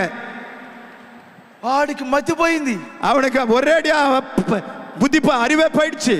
ఏంటి సాతాను గారు అంటుంది. என்ன சாத்தான் அவர்களேன்னு கேக்குறாங்க. అందరూ యేసు ప్రభు భక్తులు కాబట్టి పారిపోయారు, எல்லாரும் இயேசுவினுடைய பக்தர்களா இருக்கிறதுனால ஓடி போயிட்டாங்க. నేను నీ భక్తురాలు కాబట్టి నిలబడ్డాను. நீ மட்டும் பிசாசாகி என்ன பார்த்து நீ என்னுடைய பக்தையனால நீ உக்காந்துட்டு இருக்கேன்றான் இவன். ఇంకా నువ్వు నమ్మవా? இன்னும் நீ நம்ப மாட்டியா? నా భర్త త్రాగి ఇంటికి వచ్చినప్పుడు జేబులో డబ్బులన్నీ కొట్టేస్తున్నా. என் கணவன் குடிச்சிட்டு வர்றப்ப அவன் பையில இருக்கிற பணத்தை எல்லாம் நான் எடுத்துட்டு இருக்கேன். మా ఆయన తెలియకుండా ₹1,00,000 వేరే వాళ్ళకి అప్పు కూడా ఇచ్చుకున్నా. என் புருஷன் ஜோபில இருந்து எடுத்த பணத்துல ₹1,00,000 கடன் கூட கொடுத்துருக்கேன். మా ఆయన చేయకుండా అన్ని తప్పులు చేస్తున్నా. என் கணவன் செய்த அந்த எல்லா தப்பு நானும் செய்தேன். నీ బిడ్డనే నేను நான் கூட உன் பிள்ளைதான் நானு. ఆడు విని విని విని విని அவன் கேட்டு ఆ యేసున ముసుగు తీస్తే அந்த போட்டு இருக்கிற வேஷத்தை கலைத்த உடனே ఆ అమ్మాయి భర్తీడు. அப்பதான் தெரிந்த அந்த அம்மாவுடைய கணவன் தான் அவன். వాడు మొట్టమొదటిగా అన్నాడు, அவன் முதல்ல அந்த வேஷத்தை கலைத்து சொன்னா, ₹1,00,000 ఎక్కడ పెట్టావో చెప్పు. எங்கிட்ட இருந்து திருடின அந்த ₹1,00,000 எங்க வச்சிருக்க, யாருக்கிட்ட கடன் கொடுத்த? చిన్న జోక్ ఇది. இது சின்ன ஒரு ஜோக். సాతాను చాలా మోసగాడు. சாத்தான் மிகவும் மோசமானவன், மோசம் போக்குகிறவன், చాలా తంత్రగాడు, நல்ல தந்திரமானவன். మరి మీ ప్రాంతంలో మాయలో ఉంటారు, గారడీ చేసే వాళ్ళు గారడీ చేస్తుంటారు. உங்களுக்கெல்லாம் உங்க பக்கத்துல இந்த மாயவித்தக்காரனுங்க இருப்பாங்கல்ல. నోట్లో బ్లేడ్ పెడతాడు, డబ్బులు తీస్తాడు. வாயில பிளேட வைப்பான், வாயிலிருந்து பிளேட வச்ச வாயிலிருந்து பணத்தை எடுப்பான். కళ్ళకు కనికట్లాగా చేస్తుంటారు. கண்ணை கட்டி மோடி மஸ்தான்னு சொல்லுவாங்க. கண்ணை கட்டி வித்த காட்டுறவன். అన్ని చేసి బొచ్చ పట్టుకొని అడుక్కుంటా ఉంటాడు. రూపాయి தந்திரத்தையும் காட்டுவான். மாங்காய் செடியை நட்டு மாங்காவை காட்டுவான். அது கடைசியில தட்டை எடுத்துட்டு வந்து பிச்சை கேட்பான். సాతాను కూడా అంతే, మీకు ఎన్నో ఆశలు చూపిస్తాడు. அதே போலதான் பிசாசாகிய சாத்தான நிறைய ஆசை காட்டுவான், தந்திரத்தை காட்டுவான். ఒక్కసారి నాకు దండం పెట్టమంటాడు, ஒரு தடவை என்ன கும்பிடுன்னு கூட சொல்லுவான், నమస్కరించమంటాడు, நமஸ்காரம் பண்ணுன்னு சொல்லுவான். ఈ లోక రాజ్య మహిమలన్నీ చూపిస్తాడు. இந்த ராஜ்யத்தின் எல்லா மகிமையும் உனக்கு காட்டுவேன். ఆ మాయలో పడిపోయి அந்த மாயையிலே விழுந்தவர்களாய் అనేకులు మోసపోతున్నారు. அநேகர் மோசம் போய் கொண்டிருக்கிறார்கள். సాతాను ద్వారా ఎన్నో శాతపడి శక్తులు, சாத்தானால எத்தனையோ செய்வினை காரியங்கள், ఎన్నో మంత్ర శక్తులు, எத்தனை வித சாத்தானால மந்திர வித்தைகள் ఈ రోజు సాతాను యొక్క బలము క్రింద, ఆధిపత్యము కింద నలిగిపోతున్నారు. இப்படி சாத்தானினுடைய கையிலே அடங்கினவர்களாய் அநேகர் அடிமைத்தனத்திலே இருக்கிறார்கள். యేసు ప్రభువును కూడా కొండెక్కించినట్టుగా ఎక్కిస్తాడు. இயேசு கிறிஸ்துவின் மலையின் மேலே கொண்டு போனது போல நம்மளையும் கொண்டு போகிறவனாய் இருக்கிறார். అయితే ఒక్క సంగతి గమనించండి. ஆனா ஒரு விஷயத்தை கவனியுங்கள். సాతాను వెళ్ళగొట్టడానికి యేసయ్య ఏ ఆయుధం వాడలేదు. సాతాனை తోற்கடிக்க இயேசு எந்த ஆயுதத்தையும் பயன்படுத்தவில்லை. వాడికి సమస్తమైన ఆధిపత్యాలు అధికారాలు బలం ఉన్నప్పటికీ அவனுக்கு సకల విధమైన துரைத்தனங்கள் அதிகாரங்கள் வல்லமைகள் இருந்த போதிலும் యేసయ్య అంటారు, இயேசு கிறிஸ்து சொல்லுகிறார், దేవుని వ్రేలుతోనే నిన్ను వెలగొడతాను అంటాడు. தேவனுடைய கை விரலிலே உன்னை நான் துரத்துவேன். దేవుని వ్రేలుతో నిన్ను వెలగొడతాను అంటాడు. இயேசுவே தேவனுடைய விரலினாலே நீ துரத்தப்படுவாய் என்கிறார் ஆண்டவர். సాతాను శక్తులకు ఎప్పుడు భయపడొద్దు. சாத்தானுடைய வல்லமைகளுக்கு எப்பொழுதும் பயப்படாதே. ఏ మంత్ర శక్తులకు భయపడొద్దు. எந்த மந்திர சக்திகளுக்கு நீ பயப்பட வேண்டாம். ఏ చేతబడి శక్తులకు భయపడవద్దు. எந்த செய்வினை கிரியைகளுக்கு நீ பயப்பட வேண்டாம். ఏ సాతాను బలానికి భయపడవద్దు. எந்த சாத்தானுடைய வல்லமைக்கு நீ பலத்திற்கும் பயப்பட வேண்டாம். సాతాను బలము కంటే కూడా అధిక బలము కలిగిన దేవుడు నా దేవుడు. சாத்தானின் வல்லமையை காட்டிலும் அதிக வல்லமை படைத்த தேவன் என் தேவன். మీ జీవితంలో ఉన్న సాతాను బలాన్ని కొట్టివేయబోతున్నాడు ఈ రోజున. உன் மேல இருக்கிற சாத்தானின் வல்லமையை இன்றைக்கு ஆண்டவர் விலக்கி போட போகிறார். అధికారాన్ని కొట్టివేయబడుతుంది. அதிகாரத்தை ஆண்டவர் விலக்கி போட போகிறார். ప్రతి మంత్ర శక్తులు కొట్టివేయబడాలి. ஒவ்வொரு மந்திர கட்டுகளையும் தேவன் அடித்து உடைக்க போகிறார். ప్రతి చేతబడి శక్తులు కొట్టివేయబడాలి. ஒவ்வொரு செய்வினை கட்டுகளையும் கர்த்தர் உடைக்க போகிறார். ప్రతి సాతాను బలం కొట్టివేయబడాలి. ஒவ்வொரு சாத்தானுடைய வல்லமைகளும் உடைக்கப்பட போகிறது. ఏ రోజు కూడా సాతాను బలాన్ని అధికారాన్ని పొగడొద్దు. మీరు எந்த விதத்தில் எந்த சாத்தானுடைய வல்லமையோ அவனுடைய தந்திரங்களை நீங்கள் புகழக்கூடாது, சொல்லக்கூடாது. దేవుని వ్రేలుతోనే వాడు పారిపోతాడు. தேவனுடைய கை விரலினாலே அவன் துரத்தப்படுவான். దేవుని వ్రేలుతోనే వాడు தேவனுடைய కొట్టివేయబడతాడు. விரலினால் அவன் துரத்தப்படுவான். ఈ రోజున అలాంటి అద్భుతాలు ప్రభు చేయబోతున్నారు. எனக்கு அப்படிப்பட்ட அற்புதங்களை ஆண்டவர் தேவன் செய்ய போகிறார். గమనించండి నా ప్రియమైన సహోదరులారా, கவனியுங்கள் எனக்கு பிரியமானவர்களே. సాతాను యొక్క అధికారము బలము ఈ రోజు నా దేవుడు కొట్టివేయునుగాక. இன்றைக்கு பிசாசாகிய சாத்தானுடைய வல்லமைகளை என் தேவன் எல்லாவற்றையும் உடைத்து போடுவாராக. వాని బలము అధికారం కొట్టివేయబడి 1000 ఏండ్లు వాడు బంధించబడినప్పుడే 1000 ఏండ్ల ప్రశాంత పరిపాలన వచ్చినట్లుగా அவனுடைய வல்லமைகளை எல்லாம் உடைத்து போட்ட பிறகு 1000 வருஷம் இந்த பூமியிலே மிகவும் அமைதியான நிம்மதியான ஒரு ஆட்சி வரப்போகிற போது వాడు మీ జీవితంలో బలం అధికారం తొలగిపోయినప్పుడే మీరు ప్రశాంతంగా బ్రతకబోతున్నారు. அப்பொழுது நீங்கள் அந்த பிசாசின் வல்லமைகளை எல்லாம் உடைத்து போட்ட பிறகு நீங்கள் நிம்மதியாக இளைப்பாறுதலோடு வாழ்வீர்களாக. విచారములను, துயரங்களை, కఠిన బానిసత్వమును, கொடுமையான அடிமைத்தனத்தை, విధించబడిన మరణ శిక్షను, விதிக்கப்பட்ட மரண ஆக்கினியை, సాతాను యొక్క అధికారమును బలమును, சாத்தானுடைய வல்லமையையும் அதிகாரத்தையும் సంపూర్ణముగా నా దేవుడు కొట్టివేయునుగాక. சம்பூர்ணமாக என் தேவன் உடைத்து போடுவாராக. దేవుడు ఈ మాటలు ఇచ్చినందుకు నేను ఎంతగానో సంతోషిస్తున్నాను. தேவன் இந்த கொடுத்த இந்த வார்த்தைகளுக்காக மிகவும் நான் சந்தோஷப்படுகிறேன். ఈ స్థలములో నిలబడి 4 మాటలు చెప్పటానికి కూడా అంత స్థాయి కాదు మాదు.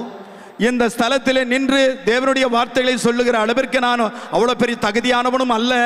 దేవుని ప్రేరేపణతో మాకు అవకాశం ఇచ్చిన దైవజనులకు మరొకసారి వందనాలు తెలియజేస్తున్నాను. தேவனுடைய ஏவதலினாலே எனக்கு இந்த வாய்ப்பை கொடுத்த தேவ ஊழியருக்கு என்னுடைய நன்றிகளை தெரிவிக்கிறேன்.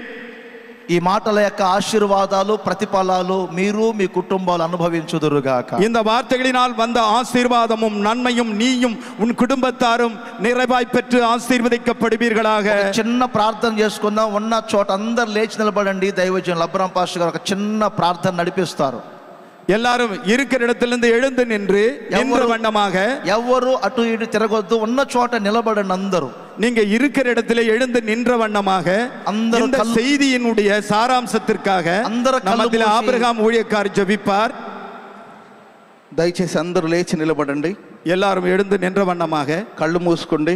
எல்லாரும் కண்களை మూడుவோமாக, ఆకాశ వైపు చేతులెత్తి வானத்துக்கு நேராக கரங்களை உயர்த்தி, దేవుడు మనతో మాట్లాడిన మాటలన్నిటిని బట్టి, தேவன் நம்மிடத்தில் பேசின ஒவ்வொரு வார்த்தைக்காகவும், జ్ఞాపకం చేసుకుని మనం ప్రార్థన చేసుకోబోతున్నాం. ஞாபகப்படுத்திக்கொண்டு நாம் இப்பொழுது ஜெபித்துக் கொள்ளலாம். దేవుడు మన విచారములను కొట్టివేయబోతున్నాడు. தேவன் நம் துன்பங்களை துயரங்களை உடைத்து போட போகிறார். దేవుడు మనకు సంతోషాన్ని దయచేయబోతున్నాడు. தேவன் நமக்கு சந்தோஷத்தை கொடுக்க போகிறார். దేవుడు మనకు ఆదరణ కలిగించబోతున్నాడు. தேவன் நம்மை ஆறுதல் படுத்த போகிறார். నోరు తెరిచి అందరూ ప్రార్థన చేసుకుందాం. எல்லாம் வாய்களை திறந்து ஜெபத்தோடு இருப்போம். దేవా నా విచారమును కొట్టివేయండి. தேவனே என்னுடைய துயரத்தை உடைத்து போடும். నా విచారములను కొట్టివేయండి. என் துயரத்தை உடைத்து போடும். నా విచారములను కొట్టివేయండి. என் துயரத்தை விலக்கி போடும். ఏ విచారముతో బాధపడుతున్నారు? எந்த துயரத்திலே நீ கஷ்டப்பட்டு கொண்டு இருக்கிறாய்? ఆర్థిక సమస్యలతో అల్లాడిపోతున్నారా? நீங்க கடன் பாரத்தில் கஷ்டப்பட்டு இருக்கீங்களா? అనారోగ్యంతో అల్లాడిపోతున్నారా? வியாதியில நீங்க கஷ்டப்பட்டு இருக்கீங்களா? మీ పిల్లల విషయంలో మీరు విచారపడుతున్నారా? நீ பெற்ற பிள்ளைகளின் விஷயத்திலே துயரப்படுகிறாயா? మీ కుటుంబంలో మీరు విచారపడుతున్నారా? உங்க குடும்ப வாழ்க்கையில துயரத்தோடு இருக்கீங்களா? విచారమును నా దేవుడు కొట్టివేయబోతున్నాడు. இந்த துயரமானவன் நிலையை கர்த்தர் உடைத்து போட போகிறார். விலக்கி போட దేవుడు సంతోషముగా మార్చబోతున్నాడు. இந்த துயரத்தை என் ஆண்டவர் துக்கத்தை சந்தோஷமாக்க போகிறார். నా దేవుడు మీకు నిత్య సంతోషాన్ని దయచేయబోతున్నాడు. தேவன் நித்திய சந்தோஷத்தை கொடுக்க போகிறார். దేవుడు సంతోషాన్ని దయచేయబోతున్నాడు. தேவன் சந்தோஷத்தை கொடுக்க போகிறார். సంతోషాన్ని దేవుడు దయచేయబోతున్నాడు. தேவன் சந்தோஷத்தை கொடுக்க போகிறார். అందరూ చేతులెత్తి ప్రార్థన చేయండి. எல்லா கரங்களை உயர்த்தி ஜெபிப்போமாக. స్వరమెత్తి ప్రార్థన చేయండి. சத்தத்தை உயர்த்தி எல்லாரும் చెప్పండి యేసయ్యా. எல்லாம் சொல்லுவோம் இயேசுவே. చెప్పండి యేసయ్యా. இயேசுவே. యేసయ్యా. యేసయ్యా. నా విచారమును కొట్టివేయండి యేసయ్యా. என் துக்கங்களை விலக்கி போடுங்க. నా విచారాన్ని కొట్టివేయండి యేసయ్యా. என் துயரத்தை விலக்கி போடுங்க. కన్నీళ్లతో నీ సన్నిధికి వచ్చాను ప్రభు. கண்ணீரோடு உன் சமூகத்துக்கு வந்திருக்கிறேன் இயேசுவே. నా కన్నీరు తుడవండి ప్రభువా. என் కన్నీரை துடைப்பீராக. నా కన్నీరు తుడవండి ప్రభువా. என் కన్నీரை துடைங்க ஆண்டவரே. ఒక తల్లిలాగా నన్ను ఆదరించండి ప్రభు. ஒரு தாயை போல என்னை தேற்றுங்க. నా బాధను తొలగించండి అయ్యా. என் కష్టங்களை விலக்குங்க. నేను సంతోషంగా ఉండాలి ప్రభు. நான் சந்தோஷமா இருக்க வேண்டும் నాకు ఆనందాన్ని దయచేయండి ప్రభువా. ఆనందమును దయచేయండి ప్రభువా. ఆనందத்தை கொடுங்க தேவரே. అందరూ స్వరమెత్తి ప్రార్థన చేయండి. எல்லாரும் சத்தமா ஜெபம் பண்ணுங்க. స్వరమెత్తి ప్రార్థన చేయండి. எல்லாரும் குரல் எடுத்து ஜெபம் பண்ணுங்க. అదిగో నా దేవుని ప్రార్థన ఆలకిస్తూ ఉన్నాడు. நீங்க ஜெபிக்கும்போது என் தேவன் இதோ ஜெபத்தை கேட்டுக்கொண்டிருக்கிறார். దేవుడు మీ ప్రార్థన ఆలకిస్తూ ఉన్నాడు. என் தேவன் உங்கள் ஜெபங்களை கேட்டுக்கொண்டிருக்கிறார். నీ విచారమును దేవుడు కొట్టివేయబోతున్నాడు. உன் துக்கங்களை துயரங்களை என் தேவன் విడుదల పొందబోతున్నావు. அவர் எல்லாவற்றையும் விலக்கி போடுகிறார். విడుదల పొందబోతున్నావు. நீ இப்ப விடுதலையாக்கப்படுகிறாய். నీ కన్నీరు తుడవబోతున్నాడు. உன் కన్నీரை துடைக்க போகிறார். నీ కన్నీరు తుడవబోతున్నాడు. உன் కన్నీரை துடைக்க போகிறார். నీ కన్నీరు ప్రభు తుడవబోతున్నాడు. உன் కన్నీரை ఆండவர் துடைக்க போகிறார். నీ సమస్యలను పరిష్కరించబోతున్నాడు. உன் பிரச்சனைகளை ஒரு விடுதலை கொடுக்க போகிறார். హల్లెలూయా హల్లెలూయా హల్లెలూయా హల్లెలూయా హల్లెలూయా. అందరూ స్వరమెత్తి ప్రార్థన చేసుకోండి. எல்லாம் சத்தத்தை உயர்த்தி ஜெபிப்போம். ప్రార్థన చేయండి. ప్రార్థన చేయండి. எல்லாரும் நீங்களே குரல் எடுத்து சத்தமா உயர்த்தி ஜெபம் பண்ணுங்க. ఏ బానిసత్వం క్రింద మీరు ఉన్నారు? எந்த அடிமைத்தனத்திலே இருக்கிறீர்கள்? ఏ పాపపు బానిసత్వంలో ఉన్నారు? எந்த பாவத்தில் அடிமைப்பட்டு ఏ இருக்கிறீர்கள்? సంకెళ్ళ మధ్యలో ఉన్నారు? எந்த சங்கிலிலே கட்டப்பட்டு ఏ இருக்கிறீர்கள்? కాడిని మీరు మోస్తూ ఉన్నారు? எந்த நுகத்தை நீங்கள் சுமந்து கொண்டு இருக்கிறீர்கள்? విడుదల పొందలేని స్థితిలో ఉన్నారా? விடுதலை ஆக்கப்படாத நிலையில இருக்கிறீர்களா? విడుదల పొందలేని స్థితిలో ఉన్నారా? விடுதலை இல்லாத இருக்கிறீர்களா? పాపము నుండి దేవుడు విడిపించబోతున్నాడు. அந்த தேவன் விடுவிக்க போகிறார். పాపము నుండి విడిపించబోతున్నాడు. பாவத்திலிருந்து விடுவிக்க போகிறார். మీరు చక్కగా నిలబడబోతున్నారు. நீங்க நிமிர்ந்து நிற்க போகிறீர்கள். ఏ వ్యాధి అనే కాడి మీ మీద ఉంచబడి ఉన్నది? எந்த வியாதி நுகத்தடியில இருக்கிறாயோ వ్యాధుల నుండి దేవుడు విడుదల ఇవ్వబోతున్నాడు. வியாதியிலிருந்து தேவன் விடுதலை கொடுக்க వ్యాధుల నుండి విడుదల ఇవ్వబోతున్నాడు. தேவன் ஆண்டவரே அந்த எல்லாவற்றிலிருந்து விடுதலை கொடுக்க போகிறார். చేతులెత్తి ప్రార్థన చేయండి. எல்லா சத்தமா ஆண்டவரை நோக்கி நீங்களும் ஜெபம் பண்ணிக்கிட்டே இருங்க. చేతులెత్తి ప్రార్థన చేయండి. கைகளை உயர்த்தி ஜெபம் பண்ணிக்கொண்டே தேவனிடத்தில் கேட்பீர்களாக. చేతులెత్తి ప్రార్థన చేయండి. கரங்களை உயர்த்தி ஜெபிப்பீர்களாக. వ్యాధుల బలాన్ని నిర్మూలపరచబోతున్నాడు. அவர் வியாதியின் கொடுமைகளை நிர்மூலமாக்க போகிறார். వ్యాధుల బలమును నిర్మూలపరచబోతున్నాడు. வியாதியின் பலத்தை நிர்மூலமாக்க போகிறார். అరికాలు మొదలుకొని నడునెత్తి వరకు విడుదల కలగబోతుంది. அடி காலிலிருந்து தலை நடு நெத்தி வரையிலும் பூரண சுகத்தை கொடுக்க போகிறார். ఇప్పుడే విడుదల పొందబోతున్నావు. இப்பொழுதே விடுதலை ఇప్పుడే విడుదల పొందబోతున్నావు. இப்பொழுதே விடுதலை பெற போகிறாய். ఇప్పుడే విడుదల పొందబోతున్నావు. இப்பவே விடுதலை பெற போகிறாய். కాడిని తంచబోతున్నాడు. தேவன் காடியை உடைக்க போகிறார். కాడిని తంచబోతున్నాడు. ஆண்டவர் நுகத்தடியை ஆண்டவர் కాడిని కొట్టివేయబోతున్నాడు. அந்த நுகத்தடி உடைக்கப்பட போகிறது. అందరూ చప్పట్లు కొడుతూ எல்லா கரங்களை தட்டி విడుదల పొందండి. విడుదల పొందండి. உடைக்கிறது. విడుదల விடுதலை యేసు నామములో విడుదల. యేసు இயேசுவின் நாமத்தில் விடுதலை விடுதலை விடுதலை விடுதலை விடுதலை விடுதலை விடுதலை ஷபரபல கதுரான பரபல கதுரான பாபா பாபா பாபா பாபா ரிபல பர கதுரான பாபா பாபா ஷபரபல கதுரான பரபல యేసయ్య మన మధ్యలో సంచరిస్తూ ఉన్నాడు. యేసుక్రీస్తు మన మధ్యలో ఉలావిక్ కొண்டிరుக்கிறார். ఆయన మన మధ్యలో సంచరిస్తూ ఉన్నాడు. அவர் நம்ம மத்தியிலே உலாவிக் கொண்டிருக்கிறார். అదిగో నీ వ్యాధిని నిర్మూలపరచబోతూ ఉన్నాడు. உன் வியாதியை அவர் நிர்மூலமாக்கி கொண்டிருக்கிறார். కాడిని తెంచబోతూ ఉన్నాడు. நுகத்தடியை அவிழ்க்கப் போகிறார். నా దేవుడు శిక్షా విధిని కొట్టివేసే దేవుడు. என் தேவன் ஆக்கினையை உடைக்கிற தேவன். ఆయన శిక్షను కొట్టివేసే దేవుడు. அவர் தண்டனையை உடைக்கிற தேவன். మరణ శిక్షలో నీవు ఉన్నావా? మరణ ఆజ్ఞలో நீ இருக்கிறாயா? మరణ శిక్షలో ఉన్నావా? మరణ దండనలో நீ இருக்கிறாயா? మరణ భయం వెంటాడుతూ ఉందా? మరణ భయం உன்னை தொடர்கிறதா? ఇదిగో నా దేవుడు మరణ భయం నుండి విడిపించబోతూ ఉన్నాడు. இதோ என் தேவன் மரண பயத்திலிருந்து உன்னை விடுவிக்க போகிறார். మరణ భయం నుండి విడిపించబోతున్నాడు. தேவன் மரண பயத்தில் உன்னை விடுவிக்கிறார். మరణ శిక్షను కొట్టివేయబోతున్నాడు. మరణ దండనயை தேவன் விலக்கி போடுகிறார். పునరుద్ధానపు శక్తితో నింపుచూ ఉన్నాడు. உயிர்த்தெழுந்த வல்லமையினால் உன்னை நிரப்பிக் கொண்டிருக்கிறார். ఇక మరణ భయం లేదు. உனக்கு மரண பயம் இல்லை. ఇక మరణ భయం లేదు. உனக்கு மரண பயம் இல்லை. మరణ భయం నుండి విడుదల పొందుతూ ఉన్నావు. மரண பயத்தில் நீ விடுதலை ஆக்கப்படுகிறாய். ప్రతి శిక్షా విధిని కొట్టివేస్తున్నాడు. ஒவ்வொரு ஆக்கினையையும் தேவன் அடித்து போடுகிறார். యేసుక్రీస్తునందు ఉన్న వారికి శిక్షా విధి లేదు. இயேசு கிறிஸ்துவுக்குள் இருக்கிறவர்களுக்கு எந்த ஆக்கினை தீர்ப்பும் இல்லை. పాపాత్మురాలైన స్త్రీని చూసి యేసయ్య అంటున్నాడు, பாவப்பட்ட ஸ்திரீயை பார்த்து இயேசு சொல்லுகிறார், నేను నిన్ను శిక్షించను. நான் உன்னை தண்டிக்க மாட்டேன். నేను కూడా నిన్ను శిక్షించను. நானும் உன்னை தண்டிப்பதில்லை. ఇక పాపం చేయొద్దని ప్రభు చెప్పాడు. இனி பாவம் செய்யாத என்று ஆண்டவர் சொல்லுகிறார். ఇదిగో ఈ రోజు నీతో ప్రభు మాట్లాడుతున్నాడు. இன்றைக்கு கர்த்தர் உன்னோடு பேசிக் கொண்டிருக்கிறார். నేను నిన్ను శిక్షించను. நான் உன்னை தண்டிப்பதில்லை. నేను నిన్ను శిక్షించను. நான் உன்னை தண்டிப்பதில்லை. శిక్షా విధిని కొట్టివేశాను. உன் மரண தண்டனையை நான் அடித்து விலக்கி விட்டேன். చప్పట్లు కొడుతూ దేవునికి స్తోత్రాలు చెప్పండి. கரங்களை தட்டி கர்த்தருக்கு ஸ்தோத்திரங்களை சொல்லுங்க. షబరబల కతురాల బాబారా కతురాల బాబా బాబా రిబల బర కతురాల బరబల కతురాల బరబల. అపవాది యొక్క బలమును దేవుడు కొట్టివేయబోతున్నాడు.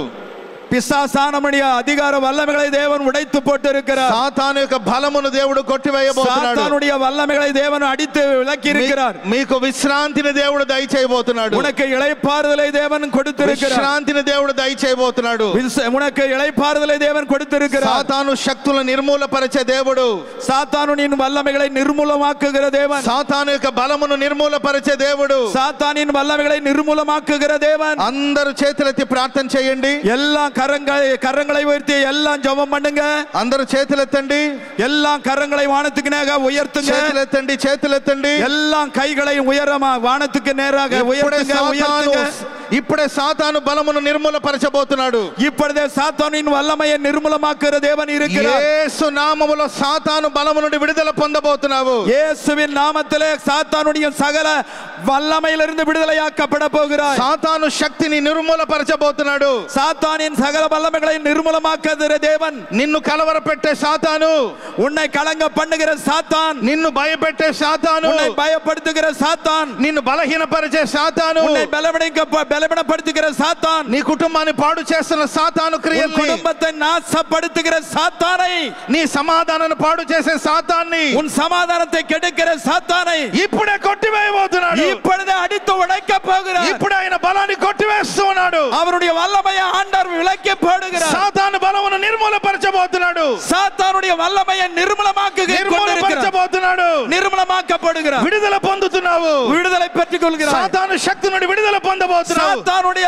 வல்லமையிலிருந்து విడుదల పొందబోతున్నావు. விடுதலை படுகிறாய். విడుదల పొందబోతున్నావు. விடுதலை பெற்றுக் கொள்கிறாய். శాతపడి శక్తులు నిర్మూలము కాబోతున్నాయి. சாத்தானுடைய எல்லா செய்வினை கிரியைகள் உடைக்கப்படுகிறது. నిర్మూలం చేయబోతున్నాడు దేవుడు. నిర్మూలமாக்கி கொண்டிருக்கிறார். అదిగో నా దేవుని ప్రక్కన నిలబడి ఉన్నాడు. அதோ என் தேவன் உன் பக்கத்திலே நிற்கிறார். నా యేసుని ప్రక్కన నిలబడి என் ఉన్నాడు. ஆண்டவர் உன் அருகிலே இருக்கிறார். యేసయ్యని ప్రక్కన నిలబడి ఉన్నాడు. இயேசு உன் பக்கத்திலே இருக்கிறார். సాతాను క్రియల్ని కాళ్ళ క్రిందకి దేవుడు తీసుకొస్తున్నాడు. சாத்தானை தேவனை உன்னுடைய காலின் கீழே கொண்டு வருகிறார். నీ కాళ్ళ క్రిందకి సాతాను దేవుడు உன் తీసుకొచ్చాడు. காலின் கீழே சாத்தானை கொண்டு வருகிற தேவன். నీవు కాళ్ళతో సాతాన్ని நீ చితగొట్టబోతున్నావు. உன் காலால சாத்தானை மிதிக்கி நசுக்கி போடுகிறாய். సాతాను పనుల మీద దేవుడు జయం ఇవ్వబోతున్నాడు. சாத்தானின் வல்லமைகள் மேல உனக்கு ஜெயம் கொடுக்கிற జయం కలుగును గాక. ஜெயம் உண்டாவதாக. జయము కలుగును గాక. ஜெயம் உண்டாவதாக. జయం కలుగును గాక. ஜெயம் உண்டாவதாக. చప్పట్లు కొడుతూ చప్పట్లు కొడుతూ கரங்களை தட்டி கரங்களை தட்டி கரங்களை தட்டி జయం జయం జయం జయము కలుగును గాక. சொல்லுவோம் ஜெயம் ஜெயம் கொடுக்கிற అపవాది మీద தேவனுக்கு జయము కలుగును గాక. అపవాది మీద జయము కలుగును గాక. சாத்தானின் மேல ஜெயம் உண்டாவதாக. జయము కలుగును గాక. ஜெயம் உண்டாவதாக. జయము కలుగును గాక. ஜெயம் உண்டாவதாக. గట్టిగా చప్పట్లు కొడుతూ దేవుని స్తుతించండి. சத்தமா கைகளை தட்டி தேவனை துதியுங்கள். గట్టిగా చప్పట్లు కొడుతూ దేవుని స్తుతించండి. தேவனை துதியுங்கள். கரங்களை శబరబలక తురాల బాబారక తురాల బాబా బాబా బాబా రిబలక తురాల బర శబరబలక తురాల బరబలక తురాల బరబలక తురా. హల్లెలూయా హల్లెలూయా హల్లెలూయా హల్లెలూయా. ఆయన మన మధ్యలో సంచరిస్తున్న దేవుడు. அவர் நம் மத்தியிலே உலாவிக் கொண்டிருக்கிற தேவன். ఆయన మన మధ్యలో సంచరిస్తూ ఉన్నాడు. அவர் நம் மத்தியிலே உலாவிக் கொண்டிருக்கிறார். రెండు చేతులు యేసు వైపు చాపండి. ரெண்டு கைகளை ஆண்டவர் பக்கமாக திருப்புங்க. దేవుడు మీ విచారాన్ని కొట్టివేసినట్లు మీరు గ్రహిస్తూ ఉన్నారు. தேவன் உங்கள் துக்கங்களை துயரங்களை விளக்கினதை நீங்க உணர்ந்திருக்கிறீங்களா? మీ మీదున్న కాడిని కొట్టివేశాడనేది మీకు అర్థమవుతుంది. உன்னுடைய நுகத்தடியை உடைத்திருக்கிறது உனக்கு புரிந்திருக்கிறது, நீ புரிந்து கொண்டாய். మీ మీద నుండి ఒక భారం మిమ్మల్ని విడిచి తొలగిపోవడం మీరు చూస్తూ ఉన్నారు. உன்மேல் இருக்கிற ஒரு பாரமும் விலகினதை நீங்க உணர்ந்திருக்கிறீங்க. మీ భారం తొలగిపోవడం మీరు అనుభవిస్తూ ఉన్నారు. உன்மேல இருந்த அந்த பாரமானது விலகினதை நீங்க அனுபவித்துக் கொண்டிருக்கிறீங்க. మీరు శిక్ష నుండి విడుదల పొందినట్లు మీరు రుచి చూస్తూ ఉన్నారు. உன்மேல் இருந்த ஆக்கினை தீர்ப்பு விலகினதை நீங்க உணர்ந்து ருசி பார்த்து இருக்கிறீர்கள். సాతాను నుండి విడుదల పొందడం మీరు అనుభవిస్తూ ఉన్నారు. சாத்தானில் இருந்து விடுதலையாக்கப்பட்டதை நீங்க அனுபவித்துக் கொண்டிருக்கிறீர்கள். దేవుడు మీకు ఇచ్చిన జయమును బట్టి రెండు చేతులెత్తి బిగ్గరగా దేవునికి స్తోత్రం చెప్పండి. தேவன் உங்களுக்கு கொடுத்த ஜெயத்திற்காக ரெண்டு கரங்களை உயர்த்தி தேவனை துதியுங்கள். ஸ்தோத்திரங்களை స్తోత్రాలు చెప్పండి. చేతులెత్తి மனமார தேவனை துதித்து நன்றி சொல்லுங்க. స్తోత్రం స్తోత్రం స్తోత్రం స్తోత్రం స్తోత్రం స్తోత్రం స్తోత్రం స్తోత్రం స్తోత్రం స్తోత్రం. ప్రార్థన. ஜெபம். ప్రేమ స్వరూపి அன்பானவரே, మీ పరిశుద్ధ పుణ్యనామాన్ని బట్టి వందనాలు. உம்முடைய பரிசுத்த புண்ணிய நாமத்திற்கு ஸ்தோத்திரம். మీరు ఇచ్చిన ఈ మంచి అవకాశాన్ని బట్టి మీకు వందనాలు. நீர் கொடுத்த இந்த நல்ல நேரத்திற்காய் ஸ்தோத்திரம். మీ దాసులు బోధించిన మాటలను బట్టి స్తోత్రాలు. உன் தாசன் மூலமாக வெளிப்பட்ட ஒவ்வொரு வார்த்தைக்காய் ஸ்தோத்திரம். నీ ప్రజలందరూ మీరు దర్శించిన విధానాన్ని బట్టి స్తోత్రాలు. உன் జనங்களை நீர் தரிசித்ததினால் ஸ்தோத்திரம். విచారమును కొట్టివేసే దేవుడిగా మీరు మా మధ్యలోకి వచ్చారు. துயரத்தை விலக்கி போடுகிற தேவனாய் எங்கள் மத்தியில் வந்தீர். ఇక్కడ కూడి వచ్చిన వాళ్ళందరూ కన్నీరంతా తుడిచారు ప్రభువా. இங்கே கூடி வந்த யாவருடைய கண்ணீரை துடைத்தீர். వారికి సంతోషాన్ని దయచేశారు. அவர்களுக்கு சந்தோஷத்தை கொடுத்தீர். ఆదరణను అనుగ్రహించారు. ஆறுதலை கொடுத்தீர். ఎందరో భారముతో ఇక్కడ వచ్చి ఉన్నారు ప్రభువా.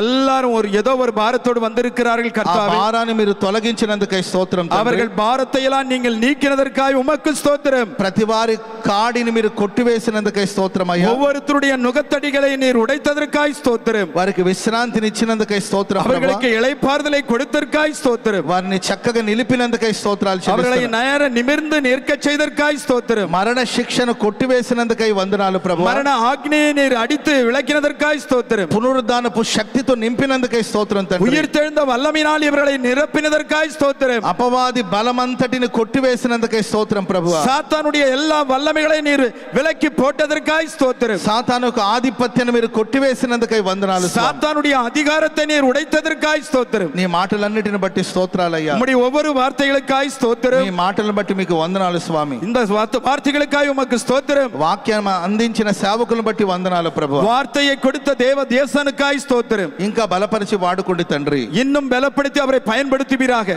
దైవజనులు మోహన్ సి లాజరస్ అయ్యగారిని బట్టి మీకు వందనాలు ప్రభువా. தேவ ஊழியர் மோகன் சி லாசரஸ் ஐயாவை பற்றி ஸ்தோத்திரம். వారి పక్షాన మీరు నిలిచి ఉన్నందుకై స్తోత్రం அவர் తండ్రి. பட்சத்திலே நீர் இருப்பதற்காய் உமக்கு వారి ஸ்தோத்திரம். సేవను గణపరచుచున్నందుకై స్తోత్రం அவர் తండ్రి. ஊழியத்தை கனப்படுத்தினதற்காய் ஸ்தோத்திரம். ప్రజల పట్ల వారికి ఇచ్చిన భారాన్ని బట్టి మీకు స్తోత్రం అయ్యా. ஜனங்களை குறித்து கொடுத்த பாரத்திற்காய் ஸ்தோத்திரம். దేశాన్ని గురించిన భారం ఇచ్చినందుకే స్తోత్రం. தேசத்தை குறித்த பாரத்திற்காய் உமக்கு ஸ்தோத்திரம். వారికి అనుగ్రహించిన ప్రార్థన ఆత్మను బట్టి స్తోత్రం. அவருக்கு கொடுத்த ஜெப ஆவியிற்காய் ஸ்தோத்திரம். వారికి ఇచ్చిన దైవాసక్తిని బట్టి స్తోత్రాలు అయ్యా. அவருக்கு கொடுக்கப்பட்ட தெய்வ வல்லமைக்காய் ஸ்தோத்திரம். ఈ మినిస్ట్రీస్ ని మరింతగా ఆశీర్వదించండి. இந்த மினிஸ்ட்ரியை நீர் இன்னும் அதிகமாய் ஆசீர்வதிப்பீராக. సరిహద్దులను మీరు విశాలపరచండి ప్రభువా. எல்லைகளை பெரிதாக்குவீராக. సరిహద్దులను విశాలపరచండి. அவருடைய எல்லைகளை பெரிதாக்குவீராக. దైవ సేవకుల ద్వారా, தேவதாசன் மூலமாக, ఈ పరిచర్య ద్వారా, இந்த ஊழியத்தின் மூலமாக భారతదేశమే ఉజ్జీవింపబడాలి ప్రభువా.